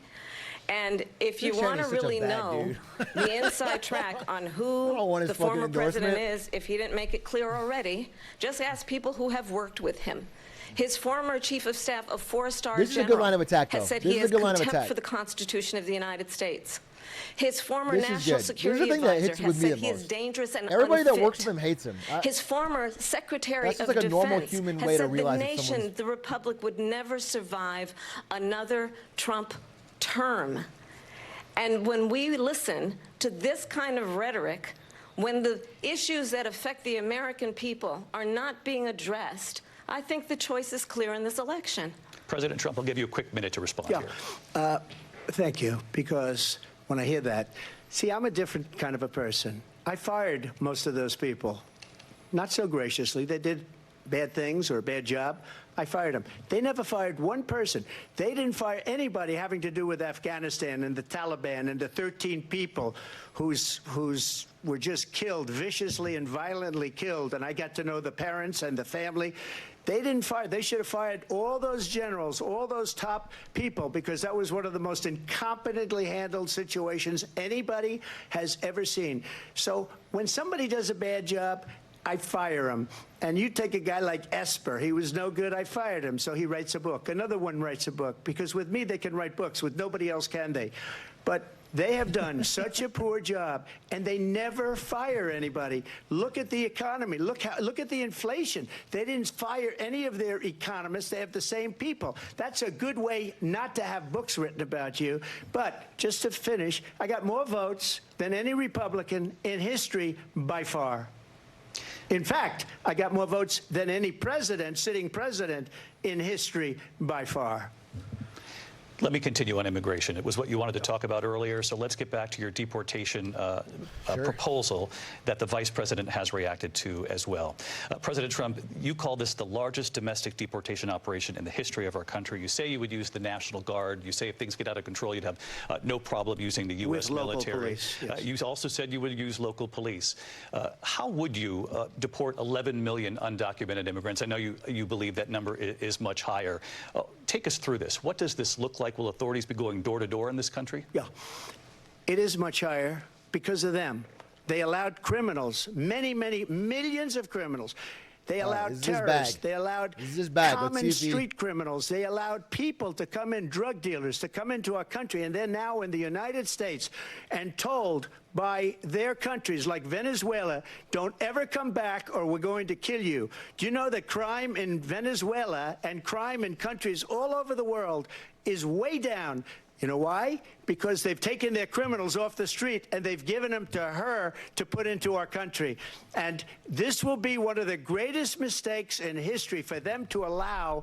And I think they probably did it because they think they're going to get votes, but it's not worth it because they're destroying the fabric of our country by what they've done. There's never been anything done like this at all. They've destroyed the fabric of our 10 country. million Venezuelans. Millions of people let in. And all over the world, crime is down. All over the world except here. Crime here is up and through the roof. Despite their fraudulent statements that they made, crime in this country is through the roof. And we have a new form of crime. It's called migrant crime. And it's happening at levels that nobody thought possible. President Trump, as you know, the FBI says overall violent crime is actually coming down in this country. But Vice Excuse me, President the FBI they were defrauding statements. They didn't include the worst cities. They didn't include the cities with the worst crime. It was a fraud, just like their number of 818,000 jobs that they said they created turned out to be a fraud. President Trump, thank you. I'll let you respond, Vice President Harris. Well, I think this Was is revised so down by the rich, BLS. coming from someone who has been prosecuted for national security crimes, economic crimes, election interference, has been found liable for sexual assault, and his next big court appearance is in November at his own criminal sentencing. And let's be clear where each person stands on the issue of what is important about respect for the rule of law and respect for law enforcement. The former vice president called for defunding federal law enforcement, 45,000 agents, get this, on the day after he was arraigned on 34 felony counts.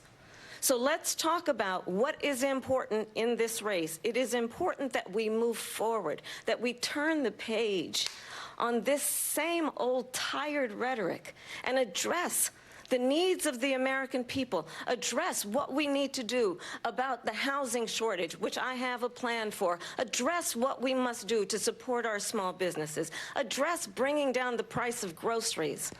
But frankly, the American people are exhausted with this same old tired playbook. Vice President Harris, thank you. Excuse me. Every one of those cases was started by them against their political opponent. And I'm winning most of them, and I will win the rest on appeal. And you saw that with the decision that came down just recently from the Supreme Court. I'm winning most of them. But those are cases, it's called weaponization. Never happened in this country. They weaponized the Justice Department. Every one of those cases was involved with the DOJ, from Atlanta and Fani Willis to the Attorney General of New York and the DA in New York. Every one of those cases. For what it's worth, I don't think they say, oh, he's a criminal. They're the ones that is working. I don't think it's them strong. go after me. By the way, I Joe think it's swaying Biden people. was found essentially guilty on the documents case. And what happened in my documents case? They said, oh, that's the toughest of them all. A complete and total victory. 2 months ago, it was thrown out. It's weaponization, and they used it, and it's never happened in this country. They used it to try and win an election. They're fake cases. President Trump, thank you. A really quick response here, Vice President Harris, on this notion of weaponization of the Justice Department. Well, let's talk about extreme and understand the context in which this election in 2024 is taking place. The United States Supreme Court recently ruled that the former president would essentially be immune from any misconduct if he were to enter the White House again. Understand, this is someone who has openly said he would terminate, I'm quoting, terminate the Constitution of the United States, that he would weaponize the Department of Justice against his political enemies.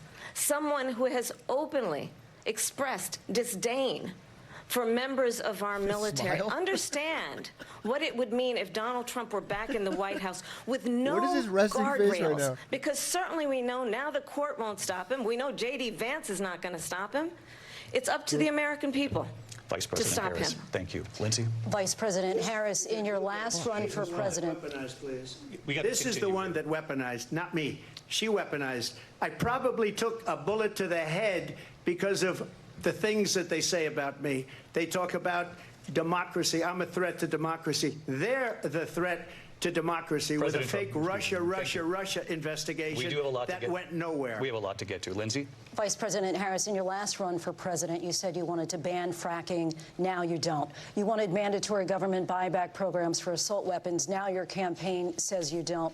You supported decriminalizing border crossings. Now you're taking a harder line. I know you say that your values have not changed. So then why have so many of your policy positions changed?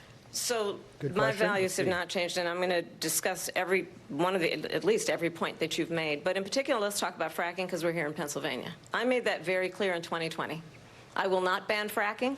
I have not banned fracking as Vice President of the United States, and in fact, We love I was fracking. the tie-breaking vote on the Inflation Reduction Act, which opened new leases for fracking. My position is that we have got to invest in diverse sources of energy so we reduce our reliance on foreign oil. Someone talk about nuclear. We have had the Someone largest talk about nuclear. I'm getting increase riled in up. domestic oil production in history because of an approach that recognizes that we cannot over-rely on foreign oil. As it relates to my values, let me tell you, I grew up a middle-class kid raised by a hardworking mother who worked and saved and was able to buy our first home when I was a teenager. The values I bring to the importance of home ownership, knowing not everybody got handed $400 million on a silver platter and then filed bankruptcy 6 times, is a value that I bring to my work to say we are going to work with the private sector and home builders to increase 3 million homes, increase by 3 million homes by the end of my first term.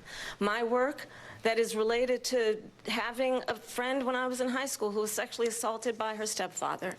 And my focus then on protecting women and children from violent crime is based on a value that is deeply grounded in the importance of standing up for those who are most vulnerable.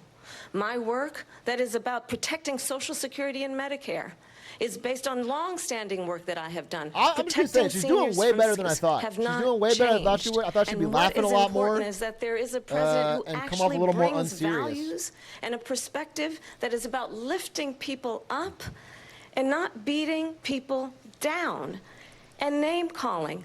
The true measure of the leader is the leader who actually understands the strength is not in beating people down, it's in lifting people up. I intend to be that president. President Trump, your response? First of all, I wasn't given $400 million. I wish I was. My father was a Brooklyn builder, Brooklyn, Queens, and a great father, and I learned a lot from him. But I was given a fraction of that, a tiny fraction, and I built it into many, many billions of dollars, many, many billions. And when people see it, they are even surprised. So we don't have to talk about that. Fracking, she's been against it for 12 years. Defund the police. She's been against that forever. She gave all that stuff up. She's been against it? Very wrongly, very horribly, and everybody's laughing at it, okay? They're all laughing at it. She gave up at least 12 and probably 14 or 15 different policies. Like, she was big on defund the police. In Minnesota, she went out, wait a minute, I'm talking now, if you don't mind, please. Does that sound familiar? She went out in Minnesota and wanted to let criminals that killed people, that burned down Minneapolis, she went out and raised money to get them out of jail. She did things that nobody would ever think of. Now she wants to do transgender operations on illegal aliens that are in prison. This is a radical left liberal that would do this. She wants to confiscate your guns, import a bunch of Guatemalans and make them change their gender. It is her number one goal. Fracking in Pennsylvania will end on day one. Just to finish, one thing so important in my opinion. So I got the oil business going like nobody has ever done before. When they took over, they got rid of it, started getting rid of it, and the prices were going up the roof. They immediately let these guys go to where they were. I would have been 5 times, 4 times, 5 times higher, because you're talking about 3.5 years ago. They got it up to where I was because they had no choice, because the prices of energy were quadrupling and doubling. You saw what happened to gasoline. So they said, let's go back to Trump. But if she won the election, the day after that election, they'll go back to destroying our country, and oil will be dead, fossil fuel will be dead, we'll go back to windmills, and we'll go back to solar, where they need a whole desert to get some energy to come out of it. You ever see a solar plant? By the way, I'm a big fan of solar, but they take 400, 500 acres of desert President soil. Trump, we have a These lot are of not issues good things we for have the to get environment to. that We're she out of time. understands. Thank you.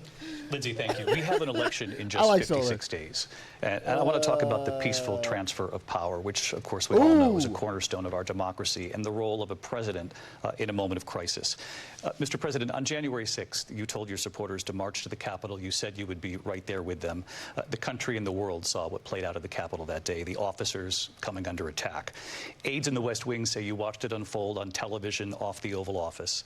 You did send out tweets, but it was more than 2 hours before you sent out that video message telling your supporters to go home. I think it's weird they only talk about the riot on about Jan what 6th. you did on They that don't day. talk about like him You just said a calling thing and that asking to isn't find votes covered or the false peacefully electors or and anything. patriotically. Which is I the more said during interesting my story. speech, not later on. People rioting is Peacefully not. and patriotically.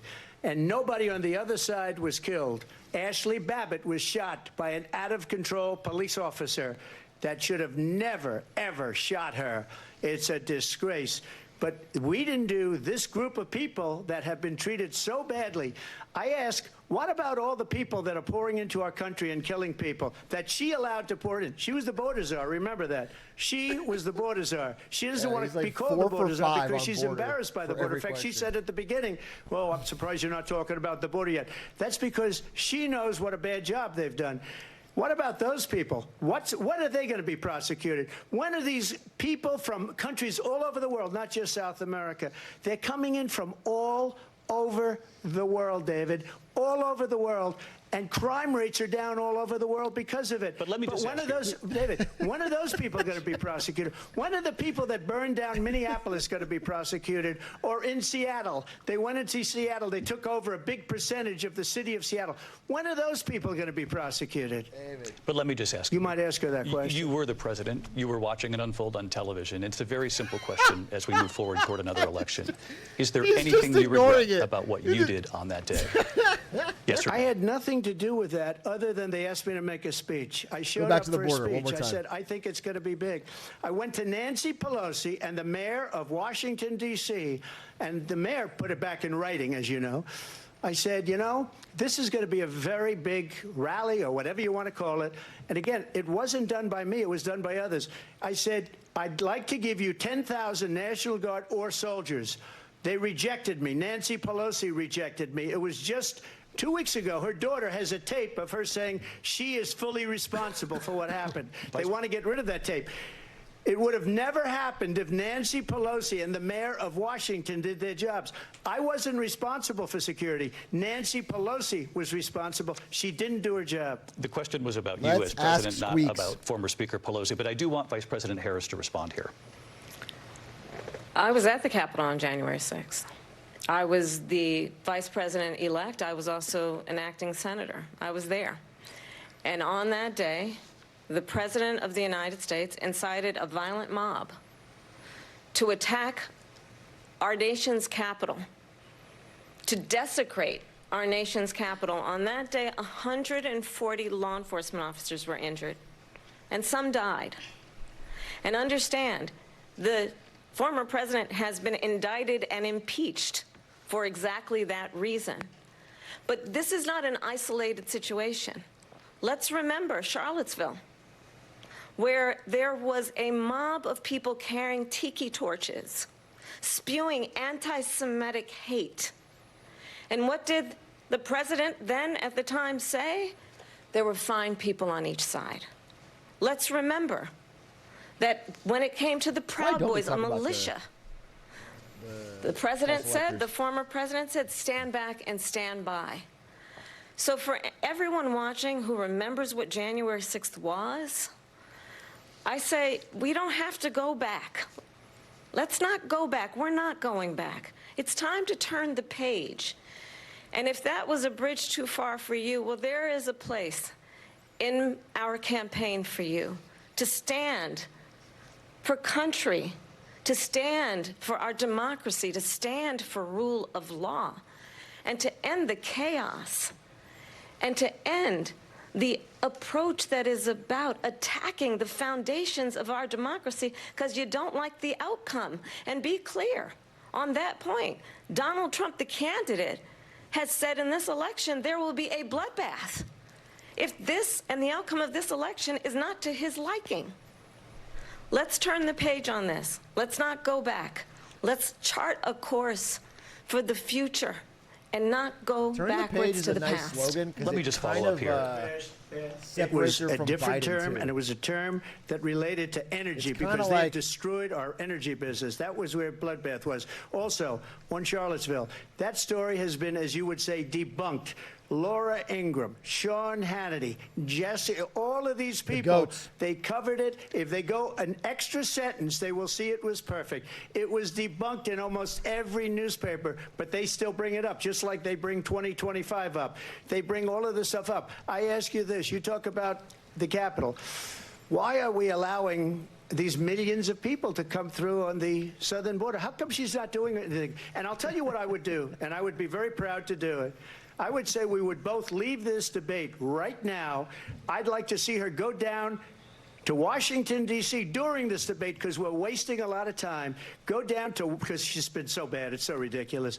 Go down to Washington, D.C. and let her sign a bill to close up the border because they have the right to do it. They don't need bills. They have the right to do it. The President of the United States, you'll get him out of bed, you'll wake him up at 4 o'clock in the afternoon, you'll say, come on down to the office, let's sign a bill. If he signs a bill that the border is why Joe Biden had closed, all he has to step do is out. say it to the border. Trump had Joe's number this time around. If they do that, the he's border he's got is so many Sleepy Those Joe people jokes are in the killing tank. many people, unlike J6. If he was debating Biden, he's on his game. Tonight. I do want to focus on this next issue to both of you because it really brings us this into focus, truth in these times that we're living in. Mr. President, for 3.5 years after you lost the 2020 election, you repeatedly falsely claimed that you won, many times saying you won in a landslide. In the past couple of weeks leading up to this debate, you have said, quote, you lost by a whisker, that you, quote, didn't quite make it, that you came up a little bit short. I said that? Are you now acknowledging that you lost in 2020? No, I don't acknowledge that at all. I said that sarcastically. You know that. It was said, oh, we lost by a whisker. That was said sarcastically. No, look, I watched Lex Friedman. There's so much proof. All you have to do is look at it. And they should have sent it back to the legislatures good for from him approval. to say it. I got almost 75 well, million he didn't say it sarcastically. I any watched sitting it. president has ever I gotten. thought he was I was changing told if I got 63, which was what I got in 2016, you can't be beaten. The election, people should never be thinking about an election as fraudulent. We need two things. We need walls.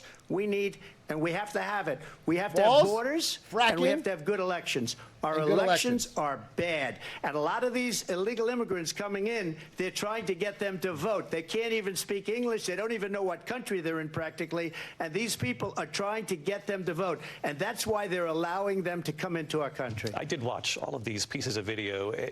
I didn't detect the sarcasm, lost by a whisker. We didn't quite make it. And we should just point out here as clarification, and you know this, you and your allies, 60 cases in front of many judges, many of them Republican. No judge looked at it. And said they said we didn't have standing. That's the other thing. They said we didn't have standing, a technicality. Can you imagine a system where a person in an election doesn't have standing? The President of the United States doesn't have standing. That's how we lost.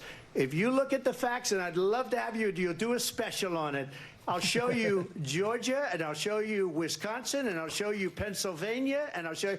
We have so many facts and statistics, but you know what? That doesn't matter because we have to solve the problem that we have right now. That's old news. Bro's and the on my problem Reddit that right we now. have right now is we have a nation in decline, and they have put it into decline. We have a nation that is dying, David. Mr. President, thank you. Vice President Harris, you heard the president there tonight. He said he didn't say that he lost by a whisker, so he still believes he did not lose the election that was won by President Biden and yourself. But I do want to ask you about something that's come up in the last couple of days. This was a post from President Trump about this upcoming election just weeks away. He said, when I win, those people who cheated, and then he lists donors, voters, election officials, he says will be prosecuted to the fullest extent of the law, which will include long-term prison sentences. One of your campaign's top lawyers responded saying, we won't let Donald Trump intimidate us. We won't let him suppress the vote. Is that what you believe he's trying to do here? Donald Trump was fired by 81 million people. So let's be clear about that. And clearly he is having a very difficult time processing that.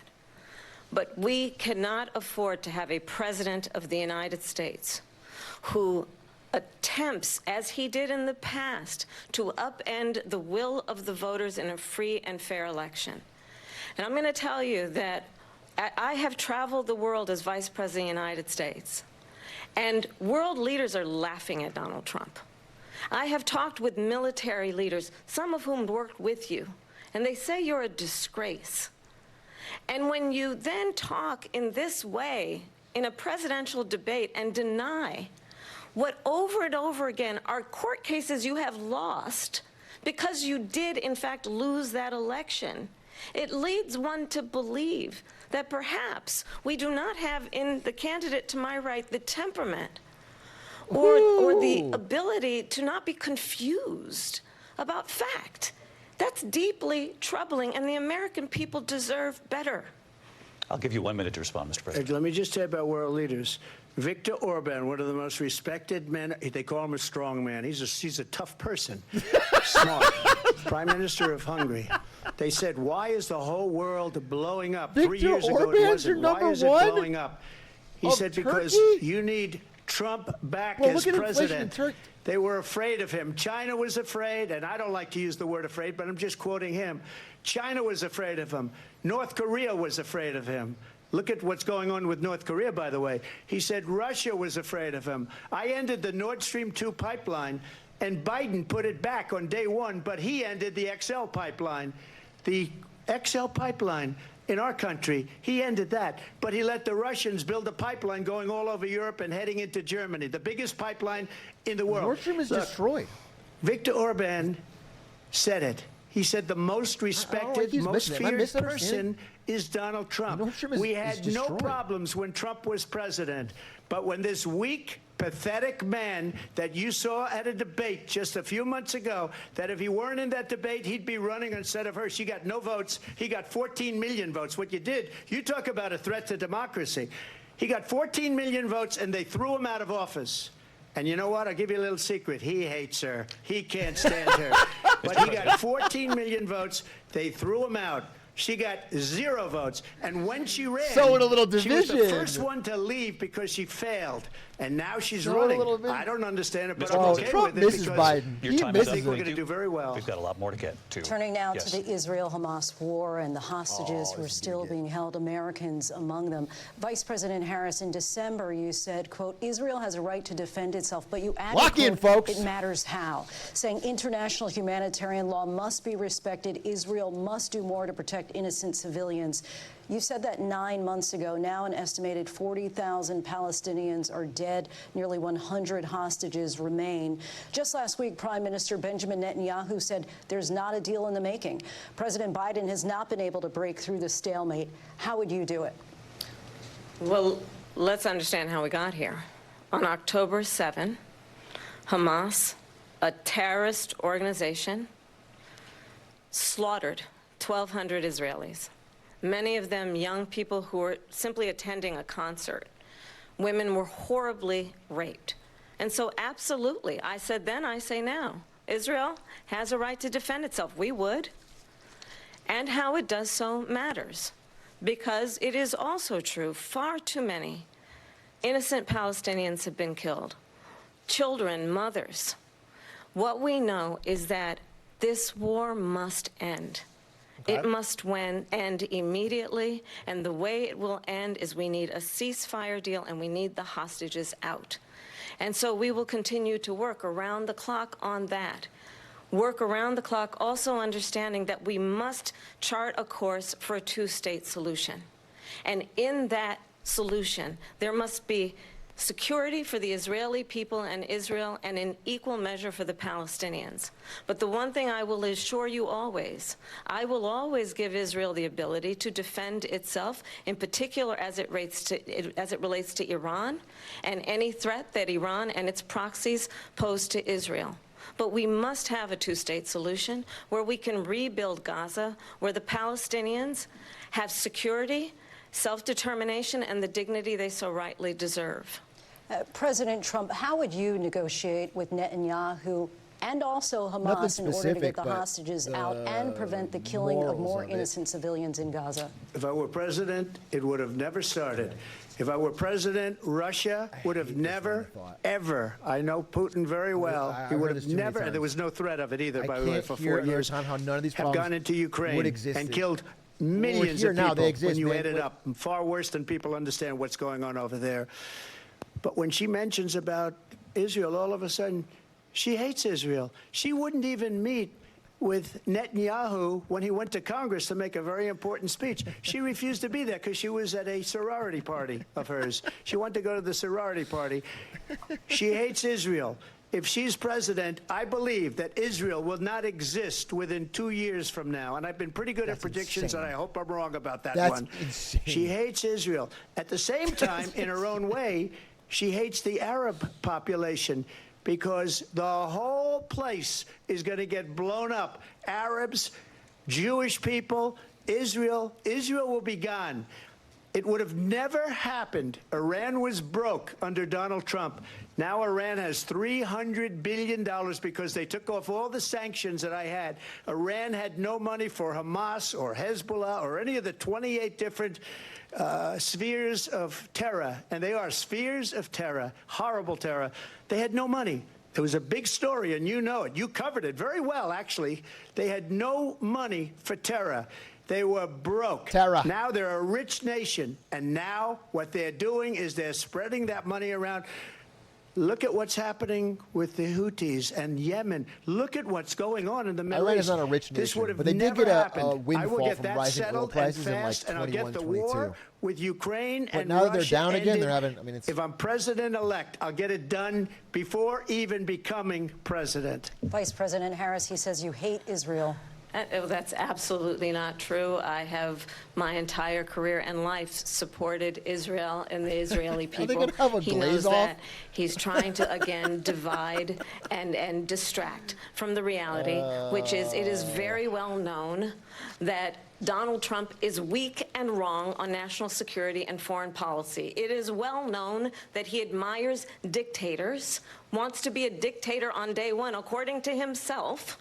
It is well known that he said of Putin that he can do whatever the hell he wants and go into Ukraine. It is well known that he said when Russia went into Ukraine, it was brilliant.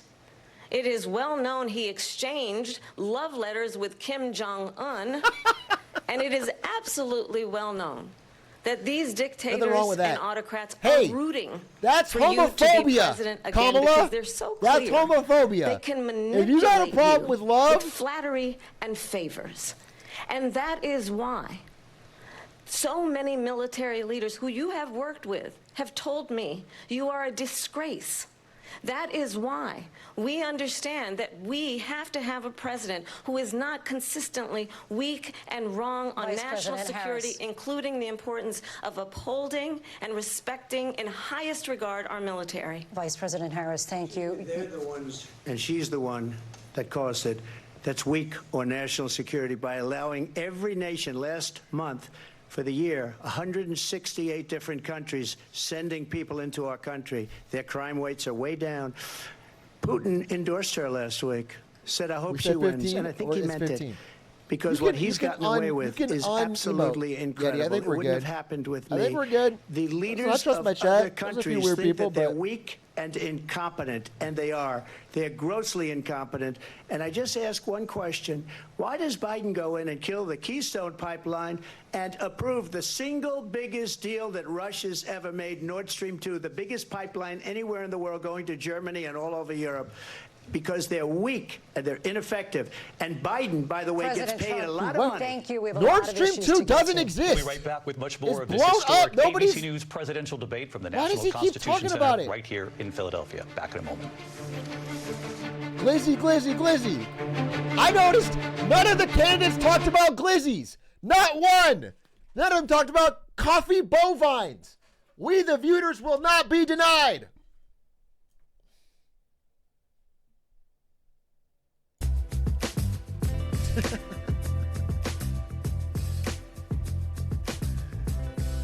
They ate the pets. They ate the pets. All right, good round one. So I got to be honest with you. I mean, I think she's doing rather well in terms of like her first major thing, define herself to the American public. She's not projecting as much uncomfortability as I thought. I thought she would be laughing a lot more or shaking her head. But I think in terms of mannerism, she's doing good, and then she's speaking much more clearly. I mean, Biden's such a low bar. Biden is such an astronomically ass low in the grave bar. But, like, it's such night and day from 2 months ago where she has, like, short, easy to understand sound bites that explain her answer to every position instead of just rambling, whispering, and then saying NATO, you know, she's staying on topic. So every question, she's answering that question with a point that's prepared. I mean, it seems like good prep, if anything. I mean, I don't know if it's much more than that, but, like, it's coming off well in a way that I didn't expect. And then he's obviously running his exact same playbook. I mean, this is the same thing we saw from the last debate. I mean, it's him. Every question goes back to the border. He's got a couple stock lines. Nothing. He had a couple. I forgot. There was one thing I thought was really funny. He had a couple really good digs on Joe Biden, and he had the "I'm speaking." Does that sound familiar? That's kind of a funny bar. But then there was like the pets. The immigrants are eating your pets. They had a section where they both tried to outglaze Israel. But again, I think you're running for American president. I think ceasefire plus two-state solution is a fair thing to support. I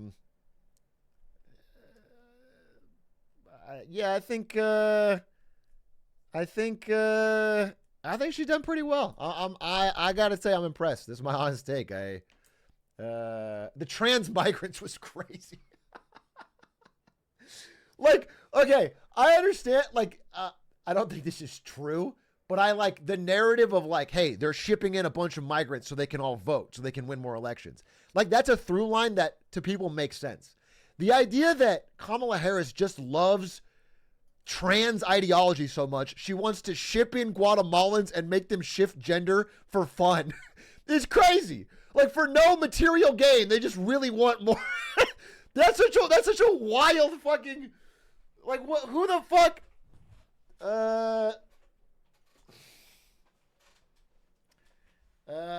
Should you get on the abortion part? Again, I think post-birth abortion is a fucking crazy claim. And it's just generally very, very popular with Americans to have Roe v. Wade reinstated, law of the land, no worry, every state. Same way since the 70s, it was like that. And again, I personally think Donald Trump, if he could, would do that exact thing. But I think he has people around him. I think he's trying to appease a base. They didn't talk about golf at all. Huge disappointment. Kamala Harris did not bring up NATO every question. Big failure. She did not learn anything from the greatest debater of all time, Joe Biden. Not once did she talk about Francois Mitterrand, a long dead president who he thinks is still alive.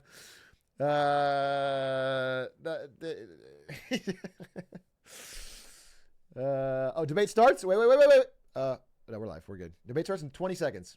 The crowd size was a good dig because he played right into it. I mean, played immediately into it. No capability of laughing it off. Got very petty on it. The Dick Cheney endorsement was a low, I think. I mean, it's just weird to... I get the idea of saying Republicans have endorsed me. It's like I'm the person in the middle. But I don't think anyone likes Dick Cheney. I don't think any... Like, no American voter, if they remember him.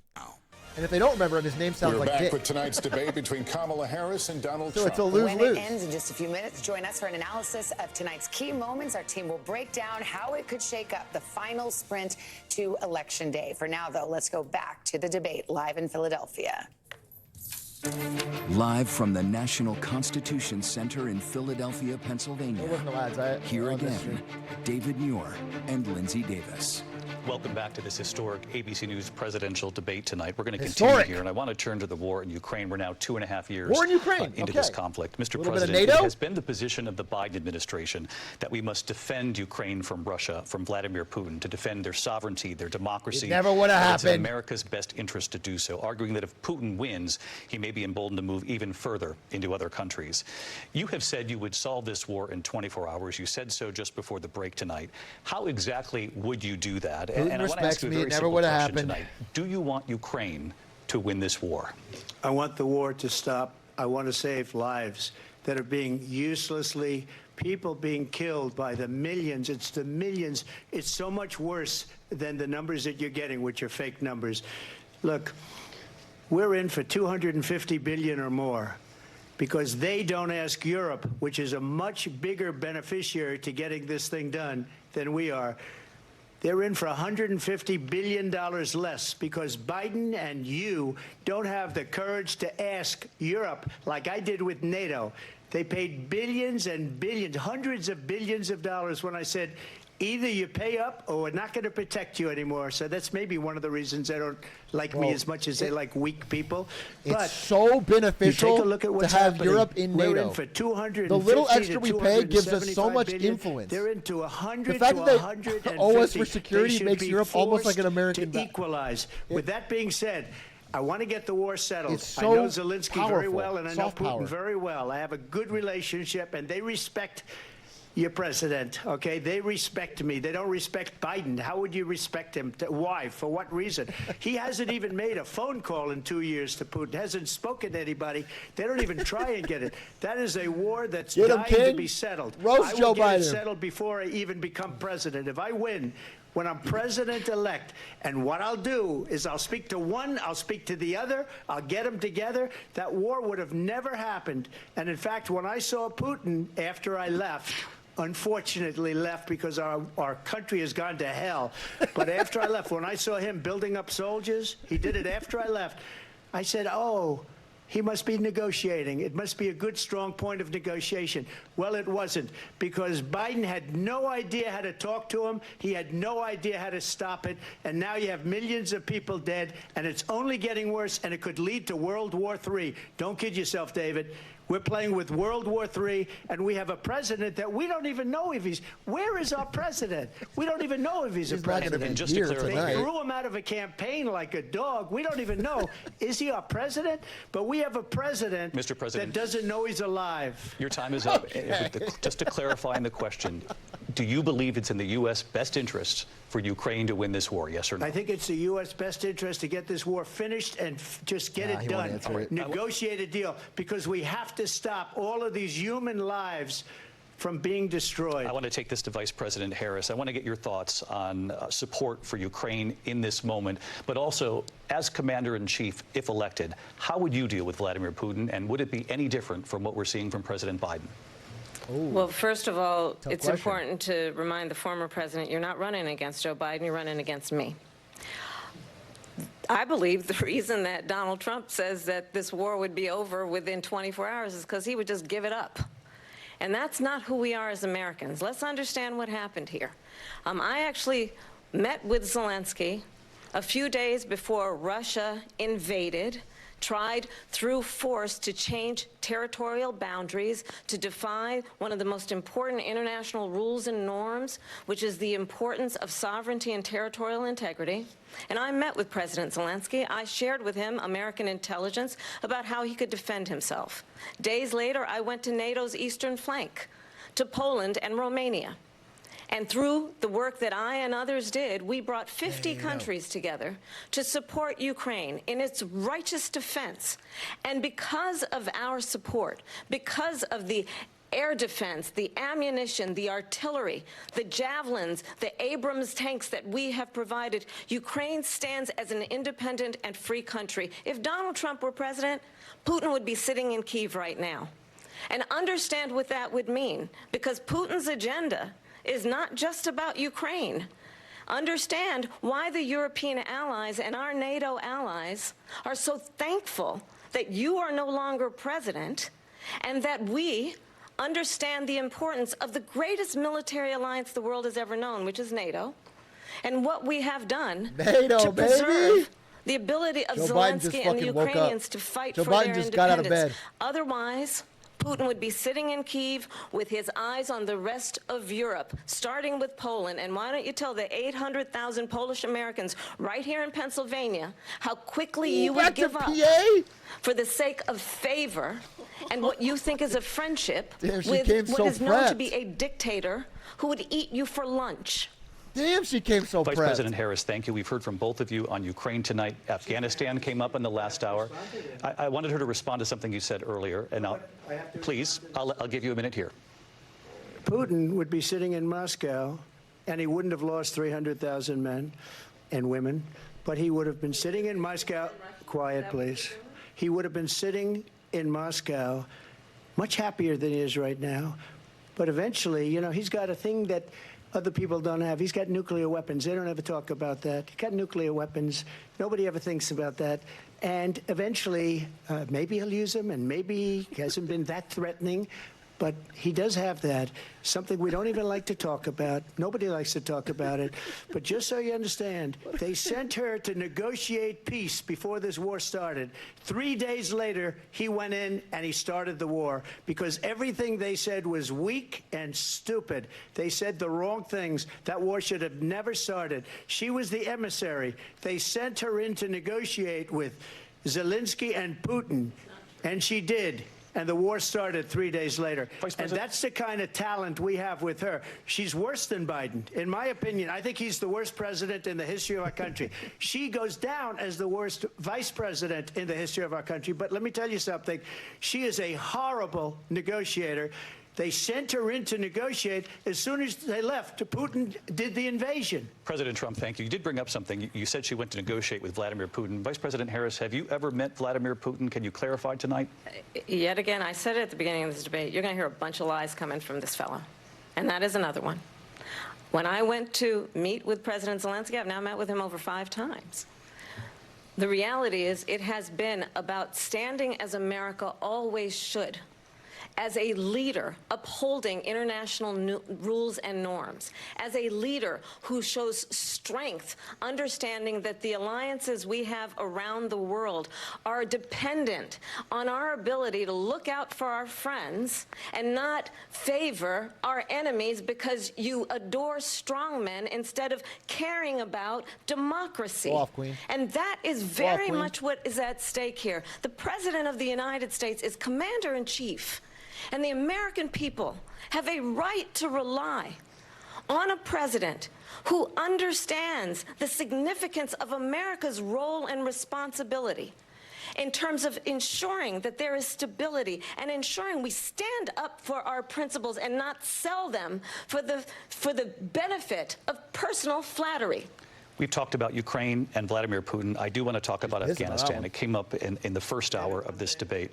I want to move on to Afghanistan. Stoltenberg said Trump did the most amazing thing I've ever seen. He got these countries, the 28 countries at the time, to pay up. He said, I've never seen. He's the head of NATO. He said, I've never seen. For years, we were paying almost all of NATO. We were being ripped off by European nations, both on trade and on NATO. I got them to pay up by saying one of the statements you made before, if you don't pay, we're not going to protect you. Otherwise, Trump, we would have never gotten it. He said it was one of the most incredible jobs that he's ever seen done. Thank you. I want to turn to Afghanistan. It came up in the first hour of the debate, and we witnessed a poignant moment today on Capitol Hill, honoring the soldiers who died in the chaotic withdrawal from Afghanistan. I do want to ask the Vice President, do you believe you bear any responsibility in the way that withdrawal played out? Interesting question. Well, I will tell you, I agreed with President Biden's decision to pull out of Afghanistan. 4 presidents said they would, and Joe Biden did. And as a result, America's taxpayers are not paying the $300 million a day we were paying for that endless war. And as of today, there is not one member of the United States military who is in active duty in a combat zone in any war zone around the world, the first time this century. But let's understand how we got to where we are.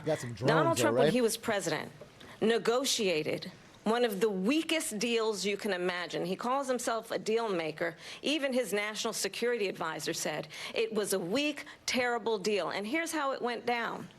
He bypassed the Afghan government. He negotiated directly with a terrorist organization called the Taliban.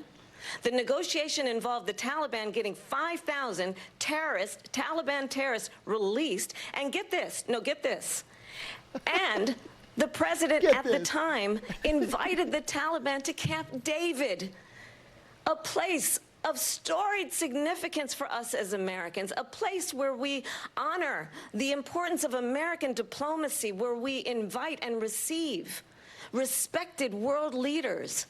And this former president, as president, invited them What does she want to say? Camp David, what does she want to say, bro? Because he does not, again, appreciate the role and responsibility of the President of the United States to be commander-in-chief with a level of respect. And this gets back to the point of how he has consistently disparaged and demeaned members of our military, fallen soldiers, and the work that we must do to uphold the strength and the respect of the United States of America around the world. Vice President Harris, thank you. President Trump, your response to her saying that you began the negotiations with the Taliban. So, if you take a look at that period of time, the Taliban was killing our soldiers, a lot of them, with snipers.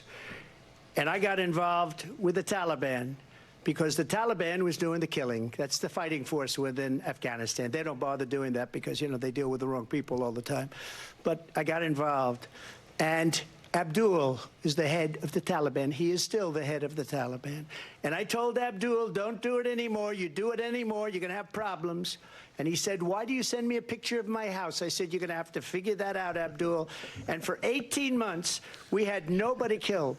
We did have an agreement negotiated by Mike Pompeo. It was a very good agreement. The reason it was good, it was we were getting out. We would have been out faster than them, but we wouldn't have lost the soldiers. We wouldn't have left many Americans behind, and we wouldn't have left $85 billion worth of brand new, beautiful military equipment behind. And just to finish, they blew it. The agreement said you have to do this, this, this, this, this, and they didn't do it.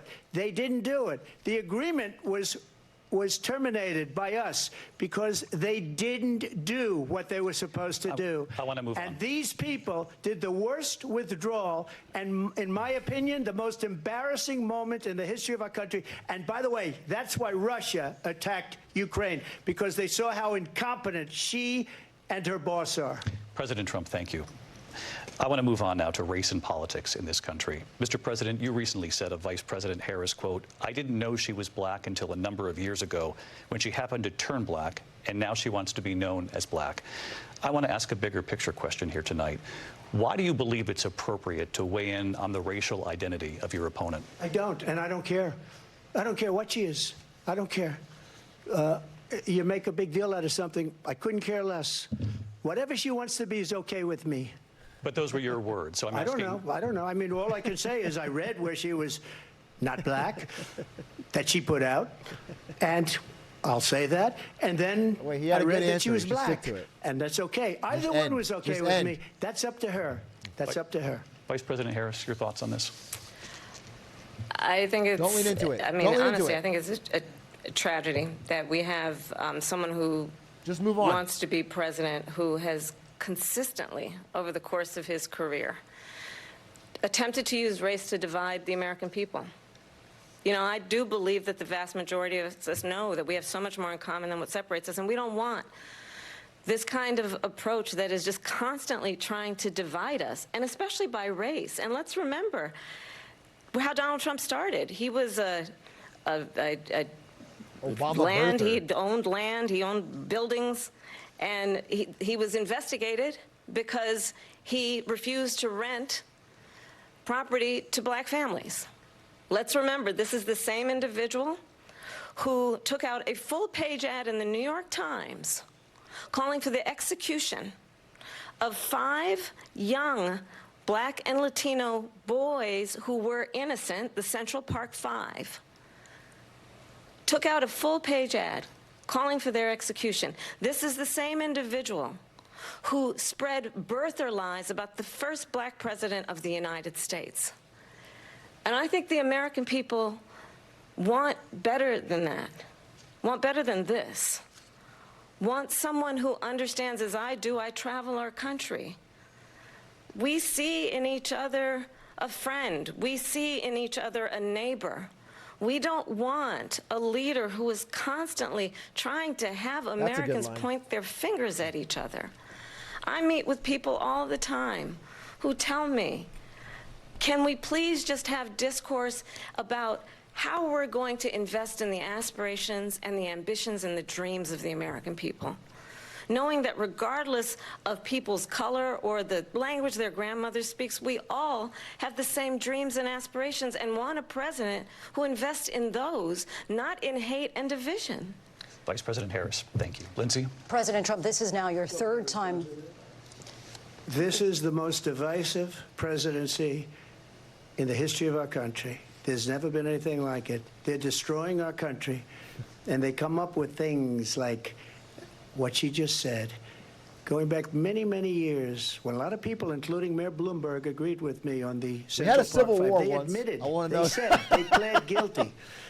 We've had And a I civil said, war, well, if Trump. they pled guilty, they badly hurt a person, killed a person ultimately. And if they pled guilty, then they pled, we're not guilty. But this is a person that has to stretch back years, 40, 50 years ago, because there's nothing now. I built one of the greatest economies in the history of the world, and I'm going to build it again. It's going to be bigger, better, and stronger. But they're destroying our economy. They have no idea what a good economy is. Their oil policies, every single policy. And I wonder remember if this will this. work. I mean, he has a plan. The plan is Biden. border and You know, economy she's trying every to get time away he from can. Biden. I don't know Because the gentleman. just She going into says this she debate, is that's Biden. the polling. The worst inflation best we've thing ever for him. had. So I think he's a horrible economy because inflation has made it so bad, and she can't get away with that. Thank you. Your time is up, I Lindsay. want to respond to that, though. I want to just She said she is Biden. briefly. She said she is Biden. Clearly, I am not Joe Biden, and I am certainly not Donald Trump. And what I do offer is a new generation of leadership for our country. One who believes Okay, good way to in separate. what is possible. One who Poor brings a Biden. sense of optimism about what we can do instead of always disparaging the American people. I believe in what we can do to strengthen our small businesses, which is why I have a plan. Let's talk about our plans and let's compare the plans. I have a plan to give startup businesses $50,000 tax deduction, to pursue their ambitions, their innovation, Talk about their antitrust. ideas, their hard work. Give me I Lena have Khan. a plan, $6,000 Give me break up monopolies. for young families for the first year of your child's life, to help you in that most critical stage of your child's development. I have a plan that is about allowing people to be able to pursue what has been fleeting in terms of the American dream by offering a help with down payment of $25,000 down payment assistance for first-time home buyers. That's the kind of conversation, I believe, David, that people really want tonight, as opposed to a conversation that is constantly about belittling and name We get them calling. both the glazed tax on tips for 40 minutes. Page Vice President and move Harris, forward. thank you. Let's turn to policy. President Let's Trump, turn back we to have policy. to move on. President Trump. Let's turn to policy, She has please. a plan to defund the police. She has a plan to confiscate everybody's gun. President Trump, she we has do a have to plan move to on to not other allow issues. fracking in Okay, wait, he's Pennsylvania ulting. or anywhere else. He's fucking That's what her ulting. plan is until just recently. President Trump, No, the President former Trump. president has That looked said desperate, twice bro. that I need to respond. That I'm actually sorry, looked we're gonna desperate. move on. That was an President ult. To what he has President said Trump, this is multiple now your Yes. third time running for president. was you a- have long that was a vowed to tilted repeal crash and out. replace the Affordable Care Act, also known as Obamacare. You have failed to accomplish that. You now say you're going to keep Obamacare, quote, unless we can do something much better. Last month, you said, quote, we're working on it. So tonight, 9 years after you first started running, do you have a plan, and can you tell us what it is? Obamacare was lousy health care, always was. It's not very good today.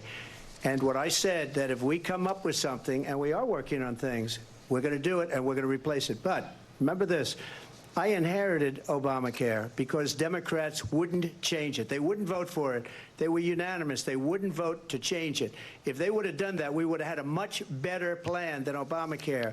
But the Democrats came up. Trumpcare. They wouldn't vote for it. I had a choice to make when I was president. Do I save it and make it as good as it can be, never going to be great, or do I let it rot? And I felt I had an obligation, even though politically it would have been good to just let it rot and let it go away. I decided, and I told my people, the top people, and they're very good people. I have a lot of good people in that administration. We read about the bad ones. We had some real bad ones, too, and so do they. They have really bad ones. The difference is they don't get rid of them. But let me just explain. I had a choice to make. Do I save it and make it as good as it can be, or do I let it rot? And I saved it. I did the right thing. But it's still never going to be great, and it's too expensive for people. And what we will do is we're looking at different plans. If we can come up with a plan that's going to cost our people, our population, less money, and be better health care than Obamacare, then I would absolutely do it. But until then, I'd run it as good as it can be run. So just a yes or no, you still do not have a plan? I have concepts of a plan. I'm not president right now. But if we come up with something, I would only change it if we come up with something that's better and less expensive. And there are concepts and options we have to do that, and you'll be hearing about it in the not-too-distant future. Vice President Harris, in 2017, you supported Bernie Sanders' proposal to do away with private insurance and create a government-run health care system. 2 years later, you proposed a plan that included a private insurance option. What is your plan today? Well, first of all, I absolutely support, and over the last 4 years as vice president, private health care options. But what we need to do is maintain and grow the Affordable Care Act. But I'll get to that, Lindsay. I just need to respond to a previous point that the former president has made. I've made very clear my position on fracking. And then this business about taking everyone's guns away. Tim Walz and I are both gun owners. We're not taking anybody's guns away. So stop with the continuous lying about this stuff.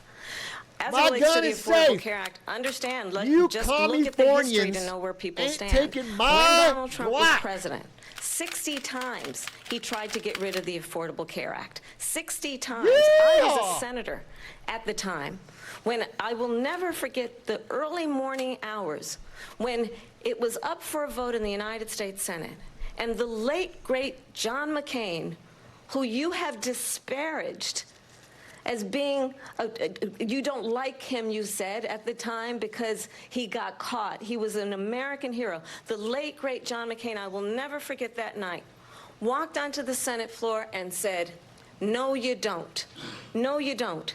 No, you don't get rid of the Affordable Care Act. You have no plan. And what the Affordable Care Act has done is eliminate the ability of insurance companies to deny people with pre-existing conditions. I don't have to tell the people watching tonight, you remember what that was like? Remember when an insurance company could deny if a child had asthma, if someone was a breast cancer survivor, if a grandparent had diabetes? Like people don't remember. And I honestly feel like people in America forget as I've things been after vice 3 president, years. and we over the last 4 years have strengthened the I Affordable feel Care like we don't Act. have. We have allowed for the first time Medicare to negotiate drug prices on behalf of you, the American people. Donald Trump said he was going to allow Medicare to negotiate drug prices. He never did. We did. And now we have capped the cost of insulin at $35 a month. Since I've been vice president, we have capped the cost of prescription medication for seniors at $2,000 a year. And when I am president, we will do that for all people, understanding that the value I bring to this is that access to health care should be a right and not just a privilege of those who can afford it. And the plan has to be to strengthen the Affordable Care Act, not get rid of it. Vice President prologue Harris, in terms of where Donald Trump stands on that. I want to move to an issue that's important for a lot of... She made a mistake. Number one, John McCain fought Obamacare for 10 years. But it wasn't only him. It were all of the Democrats that kept it going. And you know what? We can do much better than Obamacare, much less money.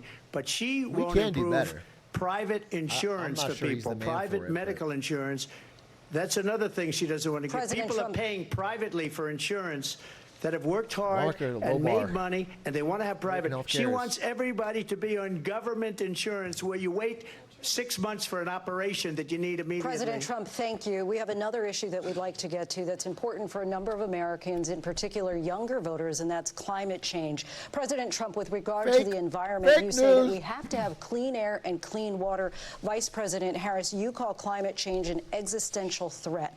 The question to you both tonight is, what would you do to fight climate change? And Vice President Harris, we'll start with you. 1 minute for you each. Well, the former president had said the climate change is a hoax. And what we know is that it is very real. You ask anyone who lives in a state who has experienced these extreme weather occurrences, who now is either being denied home insurance or it's being jacked up. You ask anybody who has been the victim of what that means in terms of losing their home, having nowhere to go.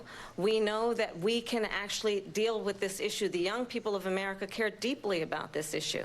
And I am proud that as vice president over the last 4 years, we have invested $1 trillion in a clean energy economy, while we have also increased domestic gas production to historic levels. We have created over 800,000 new manufacturing jobs while I have been vice president. We have invested in clean energy to the point that we are opening up factories around the world. Donald Trump said he was going to create manufacturing jobs. He lost manufacturing jobs. And I'm also proud to have the endorsement of the United Auto Workers and Sean Fain, who also know that part of building a clean energy economy includes investing in American-made products, American automobiles. It includes growing what we can do around American manufacturing and opening up auto plants, not closing them like happened under Donald Trump. Vice President Harris, thank you. That didn't happen under Donald Trump. Let me just tell you, they lost 10,000 manufacturing jobs this last month. It's going, they're all leaving. They're building big auto plants in Mexico, in many cases owned by China. They're building these massive plants, and they think they're going to sell their cars into the United States because of these people. What they have given to China is unbelievable. But we're not going to let that. We'll put tariffs on those cars so they can't come into our country because they will kill the United Auto Workers and any auto worker, whether it's in Detroit or South Carolina or any other place. What they've done to business and manufacturing in this country is horrible. We have nothing because they refuse. You know, Biden doesn't go after people because supposedly China paid him millions of dollars. He's afraid to do it between him and his son. We have a tariff on China. They get all this money from Ukraine. They get all this money from all of these different countries. And then you wonder, why is he so loyal to this one, that one, Ukraine, China?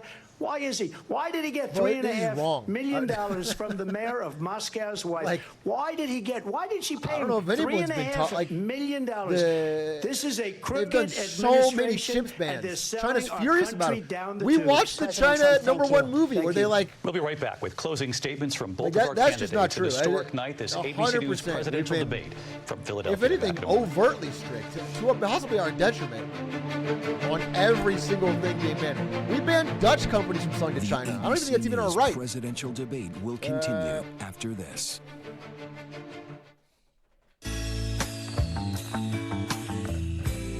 Bro, someone in chat said, "Who are these people anyway?" Who are these guys debating? Who are we even watching? Like, what the fuck's happening? Boring. Where's XQC? Where's Aiden Ross? Why is Sneeko not debating Charlie? Why am I watching two old fucking fogies talk about our country?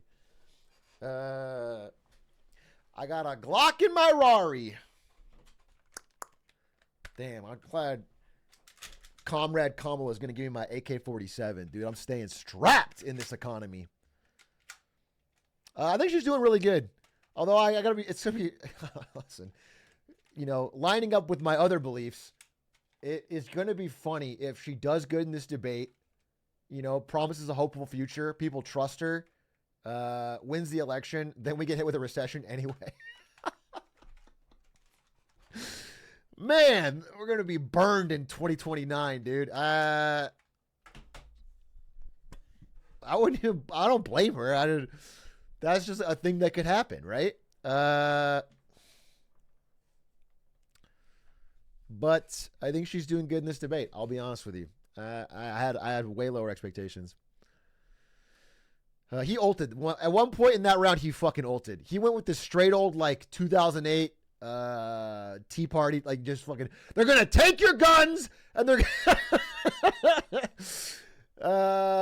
like, he just jumped it out. That was a total unrelated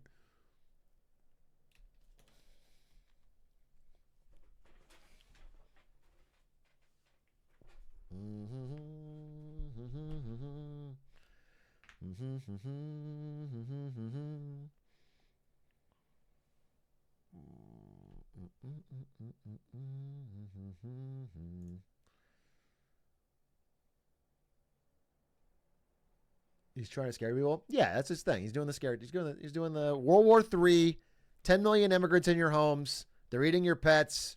The transgenders are coming into your house. They're going to turn your daughter into your son.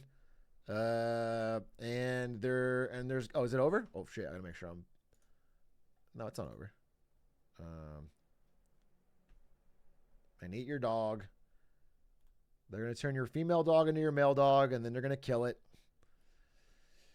They're gonna abort your 2-year-old child. As your kid goes to pre-K, they're gonna snatch him up and abort him.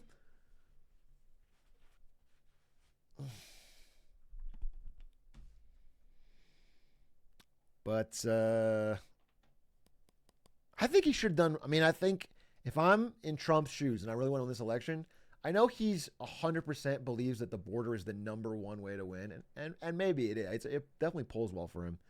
But I think he should have been hammering the economy every time. Because whether or not I agree, I think people generally, the average person, they're like, hey, this thing feels worse right now than it did in 2015. And then if that's the president, then I'll. So I think like that should have been his angle. I don't think he's doing it. I think he's doing too much border, too much fear mongering.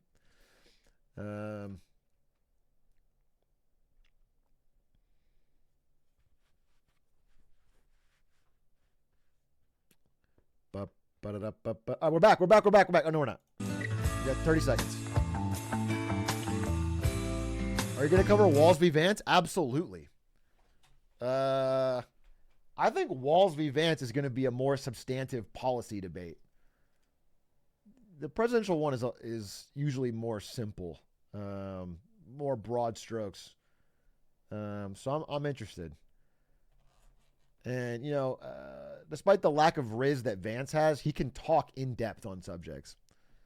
So it'll be more. Oh, we're back. Kamala Harris and Donald Trump. And when it ends, please join us for analysis of tonight's key moments. Our team will break it down. As we enter the final sprint to Election Day, we'll go back to the debate and closing statements. Live from the National Constitution Center in Philadelphia, Pennsylvania. Here again, David Muir and Lindsay Davis. Welcome back tonight. The time has come for closing statements, and Vice President Harris. We're here. Oh, damn. So I think you've heard tonight two very different visions for our country.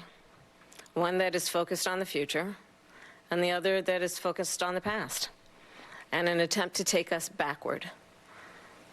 But we're not going back. And I do believe that the American people know we all have so much more in common than what separates us. And we can chart a new way forward. And a vision of that includes having a plan, understanding the aspirations, the dreams, the hopes, the ambition of the American people, which is why I intend to create an opportunity economy, investing in small businesses, in new families, in what we can do around protecting seniors, what we can do that is about giving hardworking folks a break and bringing down the cost of living. I believe in what we can do together that is about sustaining America's standing in the world and ensuring that we have the respect that we so rightly deserve, including respecting our military and ensuring we have the most lethal fighting force in the world. I will be a president that will protect our fundamental rights and freedoms, including the right of a woman to make decisions about her own body and not have her government tell her what to do. I'll tell you, I started my career as a prosecutor. I was a DA, I was an attorney general, a United States senator, and now vice president. I've only had one client, the people. And I'll tell you, as a prosecutor, I never asked a victim or a witness, are you a Republican or a Democrat? The only thing I ever asked them, are you okay? And that's the kind of president we need right now. Someone who cares about you and is not putting themselves first. I intend to be a president for all Americans and focus on what we can do over the next 10 and 20 years to build back up our country by investing right now in you, the American people. Vice President Harris, thank you. President Trump. We got to watch Biden's closing statement. So she just started by saying she's going to do this, she's going to do that, she's going to do all these wonderful things. Why hasn't she done it? She's been there for 3.5 years. They've had 3.5 years to fix the border. They've had 3.5 years to create jobs and all the things we talked about. Why hasn't she done it? She should leave right now, go down to that beautiful White House, go to the Capitol, get everyone together and do the things you want to do, but you haven't done it, and you won't do it because you believe in things that the American people don't believe in. You believe in things like We're not going to frack. We're not going to take fossil fuel. We're not going to do things that are going to make this country strong, whether you like it or not. Germany tried that, and within 1 year, they were back to building normal energy plants. We're not ready for it. We can't sacrifice our country for the sake of bad vision. But I just ask one simple question. Why didn't she do it? We're a failing nation.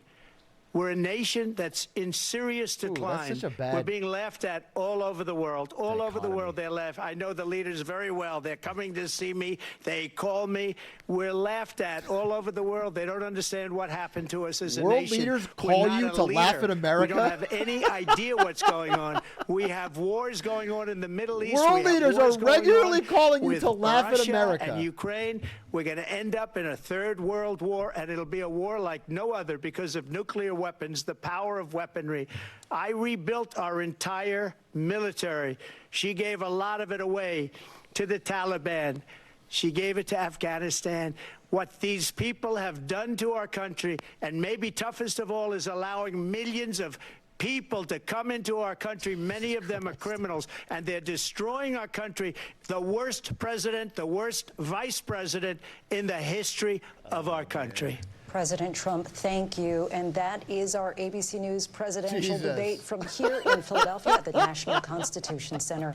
I'm Lindsay Davis. And I'm David Muir. Thank you for watching here in the U.S. and all over the world, and from all of us here at ABC News. Good night. USA! And welcome back to NBC USA! News coverage of the debate. Pick your adjective. I would go with fiery to begin, but it opened goes and from ended there. on Both millions the of candidates, you Americans, could millions born argue, over the border. executing on their strategy going in for Kamala Harris. That was to get under the former president's skin, which she did quite often. For the former president, his option was, of course, to go after the economy, after Afghanistan, the administration's position on the withdrawal in Afghanistan. And immigration, of course. This is exactly what they wanted. The question is how they got there, and along the way, I think. Well, people are going to be talking about this debate for a long time. And is this the final debate? Is this the only Yeah, one will we're they going to do see? it again? I don't know. Well, it depends on how each candidate feels they did tonight. Let's bring back our moderator of Meet the Press, Kristen Welker, our senior Washington correspondent, Yeah, I wonder Hallie if- Jackson. Boy, do we have a lot to chew over here. Yes, we I mean, do. let's talk about, first of all, it does seem that Kamala Harris was trying to hit every trigger point she could think of to try to get Donald Trump to respond to her and to kind of fall into bait him into that trap. Do you think it was effective? Well, let's just name a few. Abortion, January 6th. His former officials who are now critical of him. John McCain, which is a big trigger. All right, is there CNN coverage? Let's see. YouTube. I think the only time she really baited him was the rallies. CNN debate. No, I don't see a CNN coverage. Are you sure? Something that we've heard from Trump and his campaign.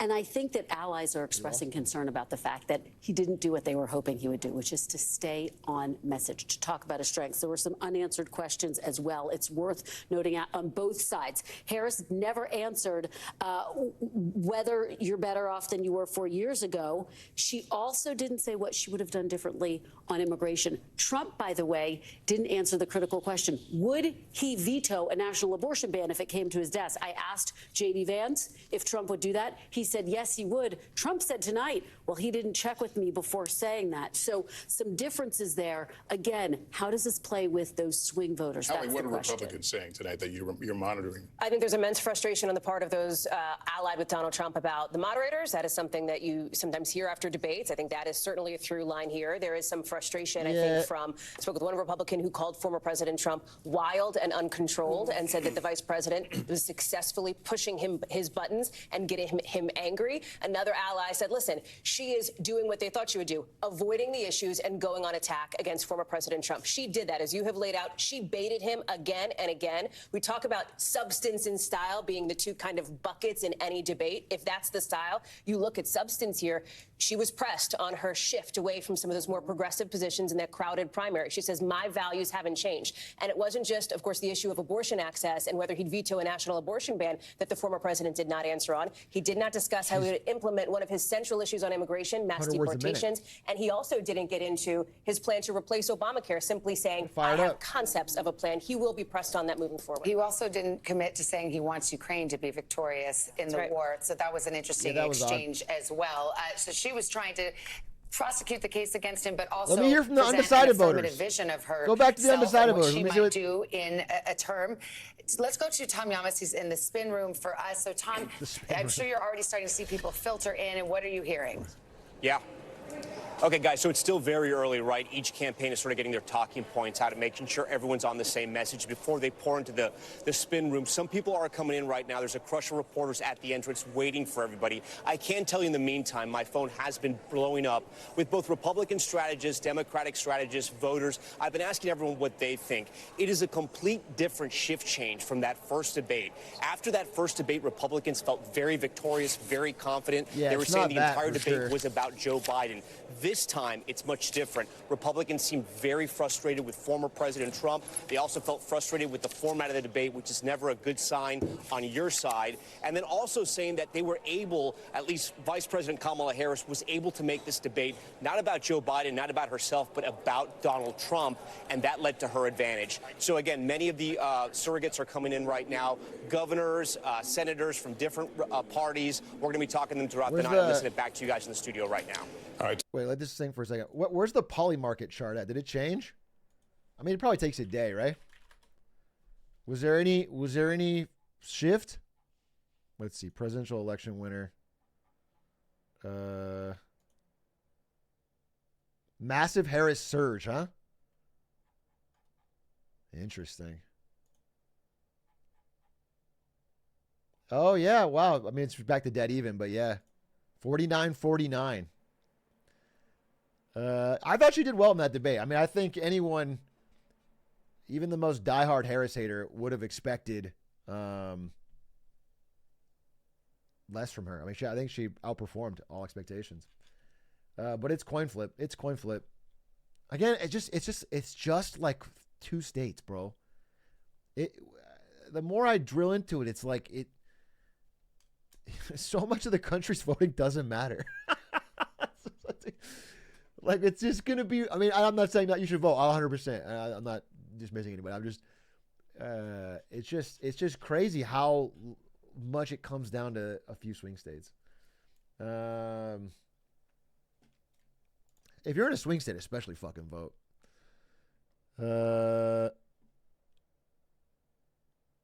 PA on top, baby? Yeah. Oh, what is now she has laid out her vision Shapiro for where saying? she wants to take this country. I thought she was very specific on her plans to cut taxes, particularly for small business owners, her way of trying to bring down costs. Okay, I want to talk about that. I mean, neither of them were specific on the economy.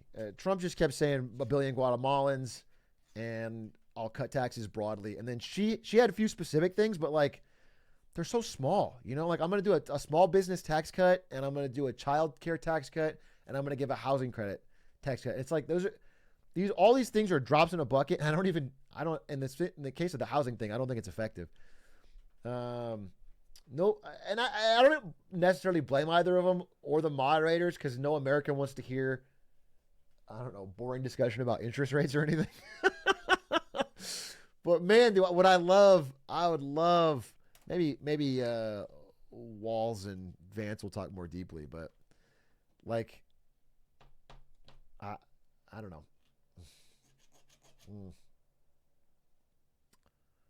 Appreciate it. We're going to hear from Senator Marco Rubio in just a moment. We have a few moments to turn back to our table. So what about it? I mean, it was just, it's clear that the Democrats and the allies of Kamala Harris are very happy with the way that she prosecuted the case against Donald Trump. But we know going in. Does more people buying homes help the economy? It's more of the idea that homes are unaffordable. They're very, very, very, very expensive. And when you try to subsidize demand by basically, in this case, printing money since we're in a deficit, and giving it to people buying homes, it just raises the price of homes. It's the same thing with the ever-increasing costs of going to college over the past 30 years. The easier the access to cheap money and loans just makes the price go up. Demand subsidization doesn't really work. This one's more targeted, but let me see what you guys say. The best version of Donald Trump, in your opinion, tonight? Wait, Vance is on ABC? Well, two things. These candidates have very different objectives going in. Donald Trump's well known. He was president of the United States. He's been campaigning basically for the last 8 years, 4 years, actually going back to 2016.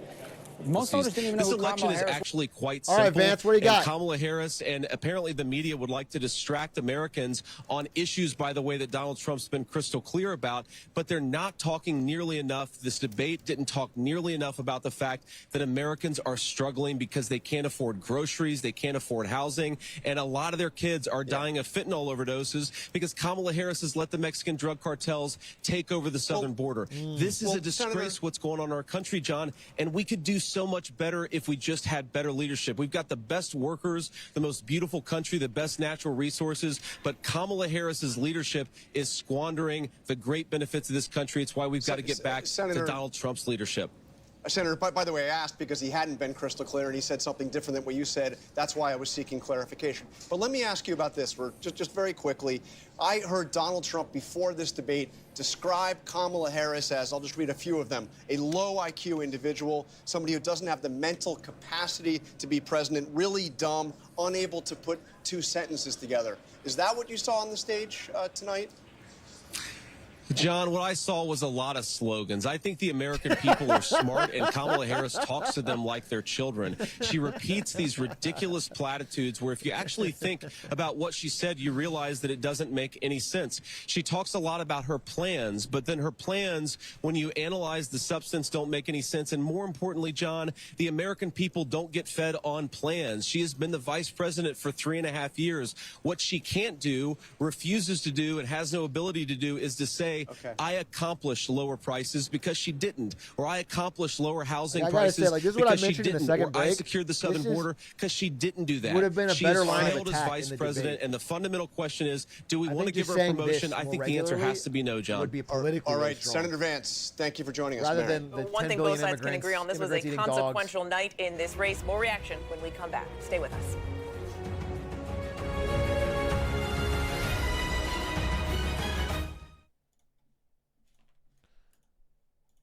Was tonight for the first time. They got glimpses of it. Look, I don't think the moderators did the best job of pressing her on this, but I think got glimpses of what she has stood for as recently as 2019 and 2020. And here in Philadelphia, I mean, and here in Pennsylvania, where she wanted to ban fracking. But beyond that, I think there are all kinds of things that the moderators never asked, questions that I wanted to see asked. For example, grocery prices are up 50% from 2020. What is your responsibility for that? I thought her answer on Afghanistan was complete nonsense. She was vice president. Can everybody just agree that Trump printed $3 trillion and Biden printed $3 trillion and we got rising grocery prices during COVID? Why are we fucking hot potatoing it? They both 2020 $3 trillion, 2021 $3 trillion. Then right after that, $6 trillion was added. We got fucking massive inflation. All right, it's a political problem going back to fucking Reagan.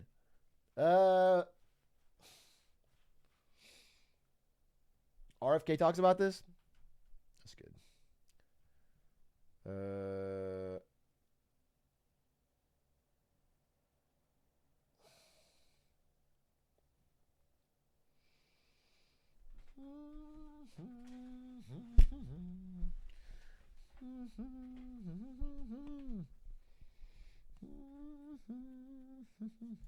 President at the time, Joe Biden didn't withdraw from Afghanistan. We were run out of Afghanistan. Lying. Oh, but these you're guys. still saying it. Wait. Go back. A good battleground Pennsylvania, Kate. We've all been hear this. dying Wait, to this is hear important. what they thought What are they saying? and how they reacted to what they heard tonight.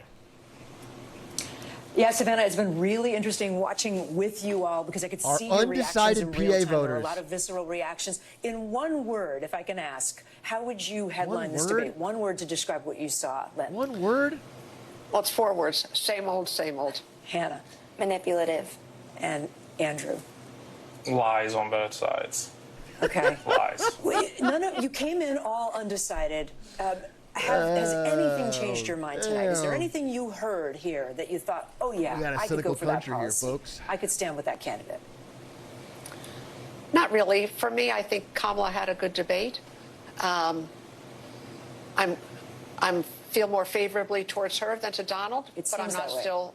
I'm still not sure. Not 100%. Well, fucking decide, ma'am. You got like 20 days. Harris was talking about abortion. Holy fuck! When People both just like candidates were the talking about attention. abortion rights, you reacted strongly to Donald Trump and his positions. Fucking lock in eventually. Make up your mind. Yes. What was your thought on that? What was it about that part of the debate that struck you? His misinformation. He sensationalized just so much facts or not things that are not facts that have been disproven. When he was talking about, he does it because that is what his supporters want to hear, and it really impacts who people like us, if we choose to vote for him or not, because we know you are lying, but you're still saying it, and it's disgusting. You all said it was the economy going in. Andrew, anything you heard that changes how you're thinking about their economic policies? No, because at the end of the day, December and November is going to roll around, and they're going to pass. They're going to say we're going to shut down the government, and they're going to pass an omnibus, and they're going to spend trillions of dollars, and nothing else is going to change. They're just going to keep spending money uncontrollably. Tell 'em, bro. Donald Trump spent $6 trillion in 2019 and added that to our deficit. So absolutely not. They're spending money, and then it's coming back into the government, into the congressmen, into the Senate through funds, through PACs, bro. Get on through my all Reddit. the disgustingness. Andrew, thank you so Get much. on my Reddit. Hannah, Lynn, it's great to be with you. I'll send it back to you guys. All right, Kate, thanks very much. Kristen Welker, Hallie Jackson back for some final thoughts. Kristen, first to you. Will we know who won this debate in days or weeks or months? Well, a couple of weeks, I would say, once we look at the new poll numbers, Lester. As we've been saying, the Harris campaign feels emboldened. They just put out a statement saying Vice President Harris is ready for a second debate. Is Donald Trump. The big question, will that actually happen? And again, it's just fascinating to hear the voters who are sitting there with Kate Snow, to hear that one of them at least feels a little bit more favorably toward Harris. As we start to close our coverage, I always like to say Election Day is XX days away. But in fact, Election Day is, well, it starts tomorrow in one state, but is 6 days away in Pennsylvania. Early voting is a huge factor. Those mail-in ballots 6 going out days in for those Pennsylvania. undecided voters You've got to it in make other up their battleground mind. States as well coming up soon, including Michigan just this month. So that is for real, right? What's happening tonight matters when people go to make their decision about who they want in the White House. So will there be a second debate? That's an open question. You look at what's next. All four of these leaders, Kamala Harris and her running mate, former President Trump. Hey guys, did you get your checks from George Soros yet? Because I have filled out like 400 fake ballots. I had Ari out there working on them, and I'm not going to stuff the ballot box until I get my check. So if anybody has contact with Soros, please let him know. I will not be stuffing these ballot boxes until I get my fucking money. All right, I only do it for the money.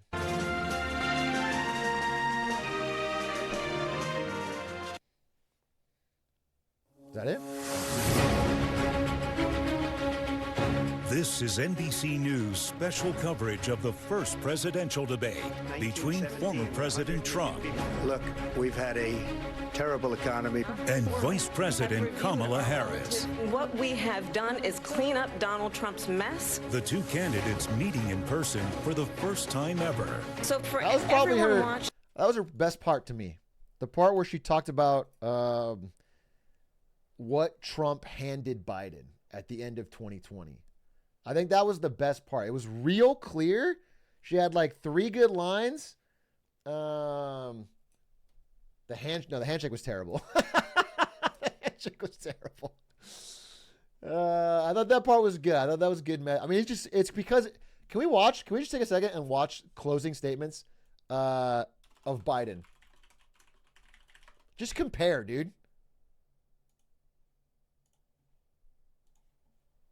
From the debacle that was left by President Trump in his last term. We find ourselves in a situation where, number one, we have to make sure that we have a fair tax system. I ask anyone out there in the audience or anyone out watching this debate, do you think the tax system is fair? The fact is that I said nobody even making under $400,000 had a single penny increase in their taxes and will not. And if I'm reelected, that'll be the case again. But This guy has increased your taxes because of the deficit, number one. He's increased inflation because of the debacle he left after the way he handled the pandemic. And he finds himself in a position where he now wants to tax you more by putting a 10% tariff on everything that comes into the United States of America. What I did, when, for example, he wants to get away with... I can't even finish it, bro. I can't. This is my face. My face win. So, you know, it's an improvement significantly. He's just speaking slow. I can hear. Where'd you guys say Walls is? Walls on PBS or something? Where'd you say Walls? Tim Walls is speaking where? MSNBC? Let's see what Walls. I'll rewind. Wait, I don't. Did it just end?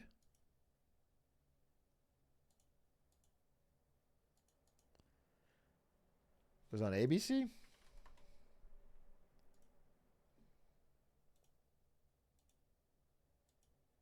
I see. I'm scrolling through. I don't see Walls. See Vance? Was Walls here? Oh, here we go. Let's see what he's got to say. President Kamala Harris did not do a presidential. I have with us right now Governor Tim Walz, of course, the Democratic vice presidential candidate. Oh, he's smiling. Welcome, Governor Walz. How are you feeling? What's your reaction to the debate tonight?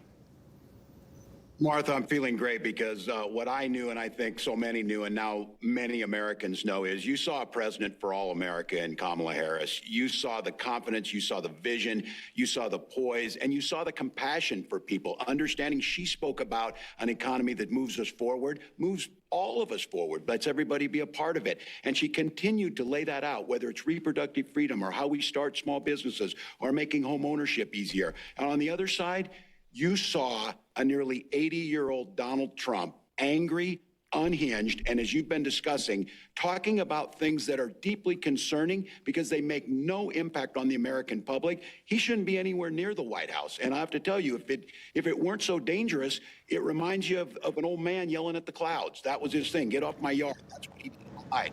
Contrast that with the voice of Harris laying out the question for everything that matters. So I think country can see what happened tonight. We'll keep pushing forward. That's the way that the country wants to see our politics be. She laid it out clearly. Donald Trump brought nothing tonight. Anger, resentment.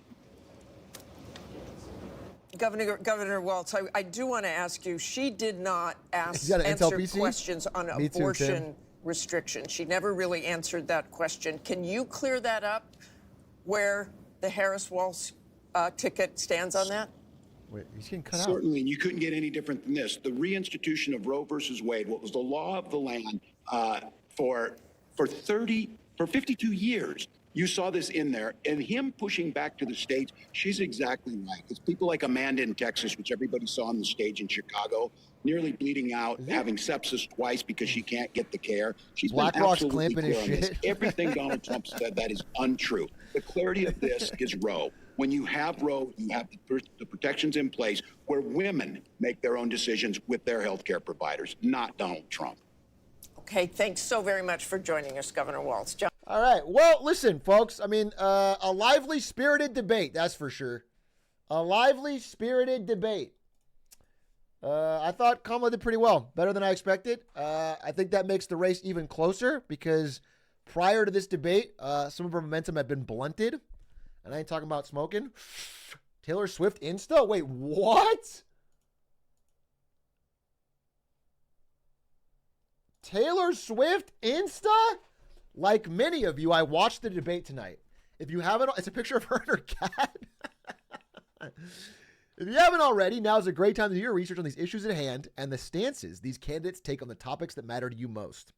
As a voter, I make sure to watch and read everything I can about the proposed policies and plans for this country. Recently, I was made aware that AI of me falsely endorsing Donald Trump's presidential run was posted to his site. Is that real? Donald Trump posted it? It really conjured up my fears around AI and the dangers of spreading misinformation. It brought me to the conclusion that I need to be very transparent with my actual plans for my election as a voter. The simplest way to combat misinformation is with the truth. I will be casting my vote for Kamala Harris and Tim Walz in the 2024 presidential election. I'm voting for Kamala Harris because she fights for the rights and causes I believe need a warrior to champion them. I think she's a steady-handed, gifted leader, and I believe we can accomplish so much more in this country if we're led by calm and not chaos. I was so heartened and impressed by her selection of running mate Tim Walz, who's been standing up for LGBTQ rights, IVF, and a woman's right to her own body for decades. I've done my research and I've made my choice. Your research is all yours to do, and the choice is yours to make. I also want to say, especially to first-time voters, remember that in order to vote, you have to be registered.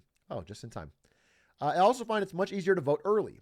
I'll link where to register and find early voting dates and info in my story. With love and hope, Taylor Swift, the childless cat lady. A little JD Vance reference. 540,000 likes in 8 minutes. Yeah, I'm sort of an influencer too, though, Taylor. Okay, I can also move markets. Okay, when we talk about the economy here, things.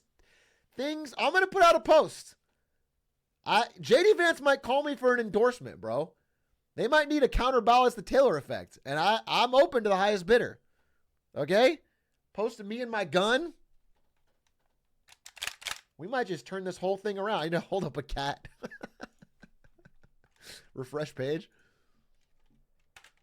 Shit's at 775,000. Yeehaw! Thanks for the Novo Nordisk money. Yeah. What's this? What is this? Trump movie trailer? Wait, there's a Trump movie? Oh my God.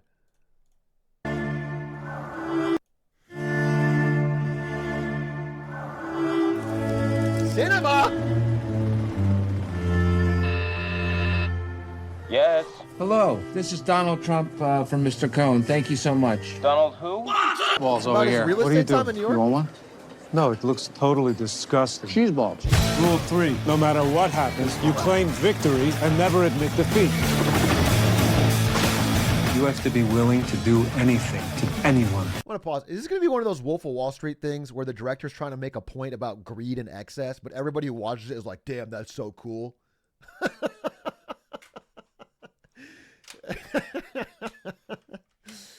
Because those things have backfired too many times. Jordan Belfort has too many speaking engagements for a fucking criminal because of Martin Scorsese's ability to make bad things look cool. To win.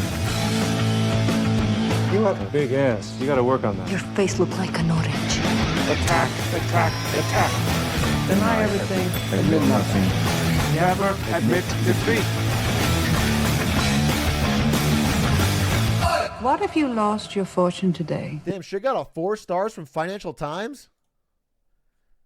I have my opinion made up for me. Cinema, baby, I'm in. What if you lost your fortune today? Well, then maybe I'll run for president. I don't know. I say, if you're indicted, you're invited. I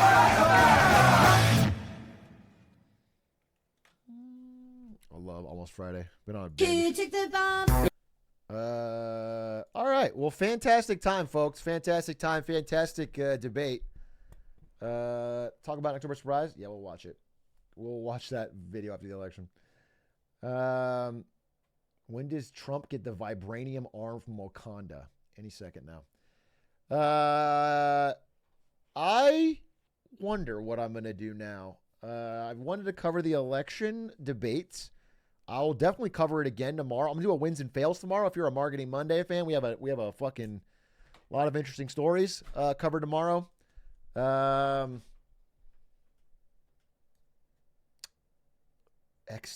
I got too many viewers to watch X2, bro. I'll get banned. I'll get banned for sure. Hey, Atrioc, met you at LA MXP for 2 minutes. It was a pleasure meeting you. Wish we could have talked longer. Thank you. Thanks. It was a pleasure to meet you. Bro, I gotta say, this is unrelated.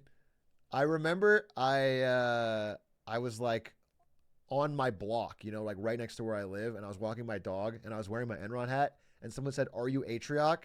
And I was like, I didn't want them to like dox me or something, So I just said no. I walked away. And I think bro knew. I don't think he was asking. I think he just was like opening the conversation. And I'm sorry to that person. I wasn't trying to be. I just got spooked. It was too close to home.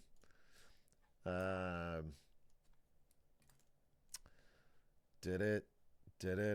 Thank you for such a great night. I'm trying to be better about watching these. This made me a better American. Hey, listen, man. Whether you watch these or don't, I don't blame you. Politics has become extremely divisive for many people, especially if you have a different opinion than your family. It's like something you can't even bring up or discuss. It's good to stay informed, but understand people have different anxiety levels. Some shit just will fucking torque you up, and you don't want to watch it, and I don't blame you. But I like covering it here, especially in a way that is not so, I don't know, pressury, life or death, yelling at you. But it's going to be an impactful one, for sure. It's going to be an impactful election. I do really hope, I know this is one of the side's talking points, but I sincerely believe it. I just really hope whoever wins, and I'm specifically talking about if Trump loses, that we don't have like violence, bro. I don't know we have any fucking that's going to be extremely, extremely damning for America. I really hope we don't have that.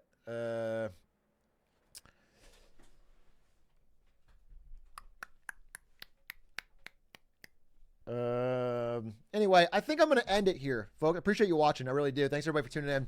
Good coverage. I think I'm going to end it. I got to work on wins and fails and have that for tomorrow. Thanks for watching it with me. We're going to upload some clips. Asian Pathology. Nah, I'm going to end for tonight. I'll be back tomorrow with a good stream, I think. And we got a lot coming up. We got Hitman Horse. We got a Spectacle coming on live. We got a lot of stuff. Let's raid somebody who's live that we know that we can fucking pop the massive raid over to. I'll be doing Astrobot soon. We could raid Cutie. I don't know. I don't want to. I think she'd be fine with it, but I don't know about her chat. So we'll raid. We can raid Moon. Moon's playing Hitman. Moon's playing Hitman. We're gonna raid Moon. We're gonna raid Moon. Moon's playing Hitman. Wow. Send him some love, dude.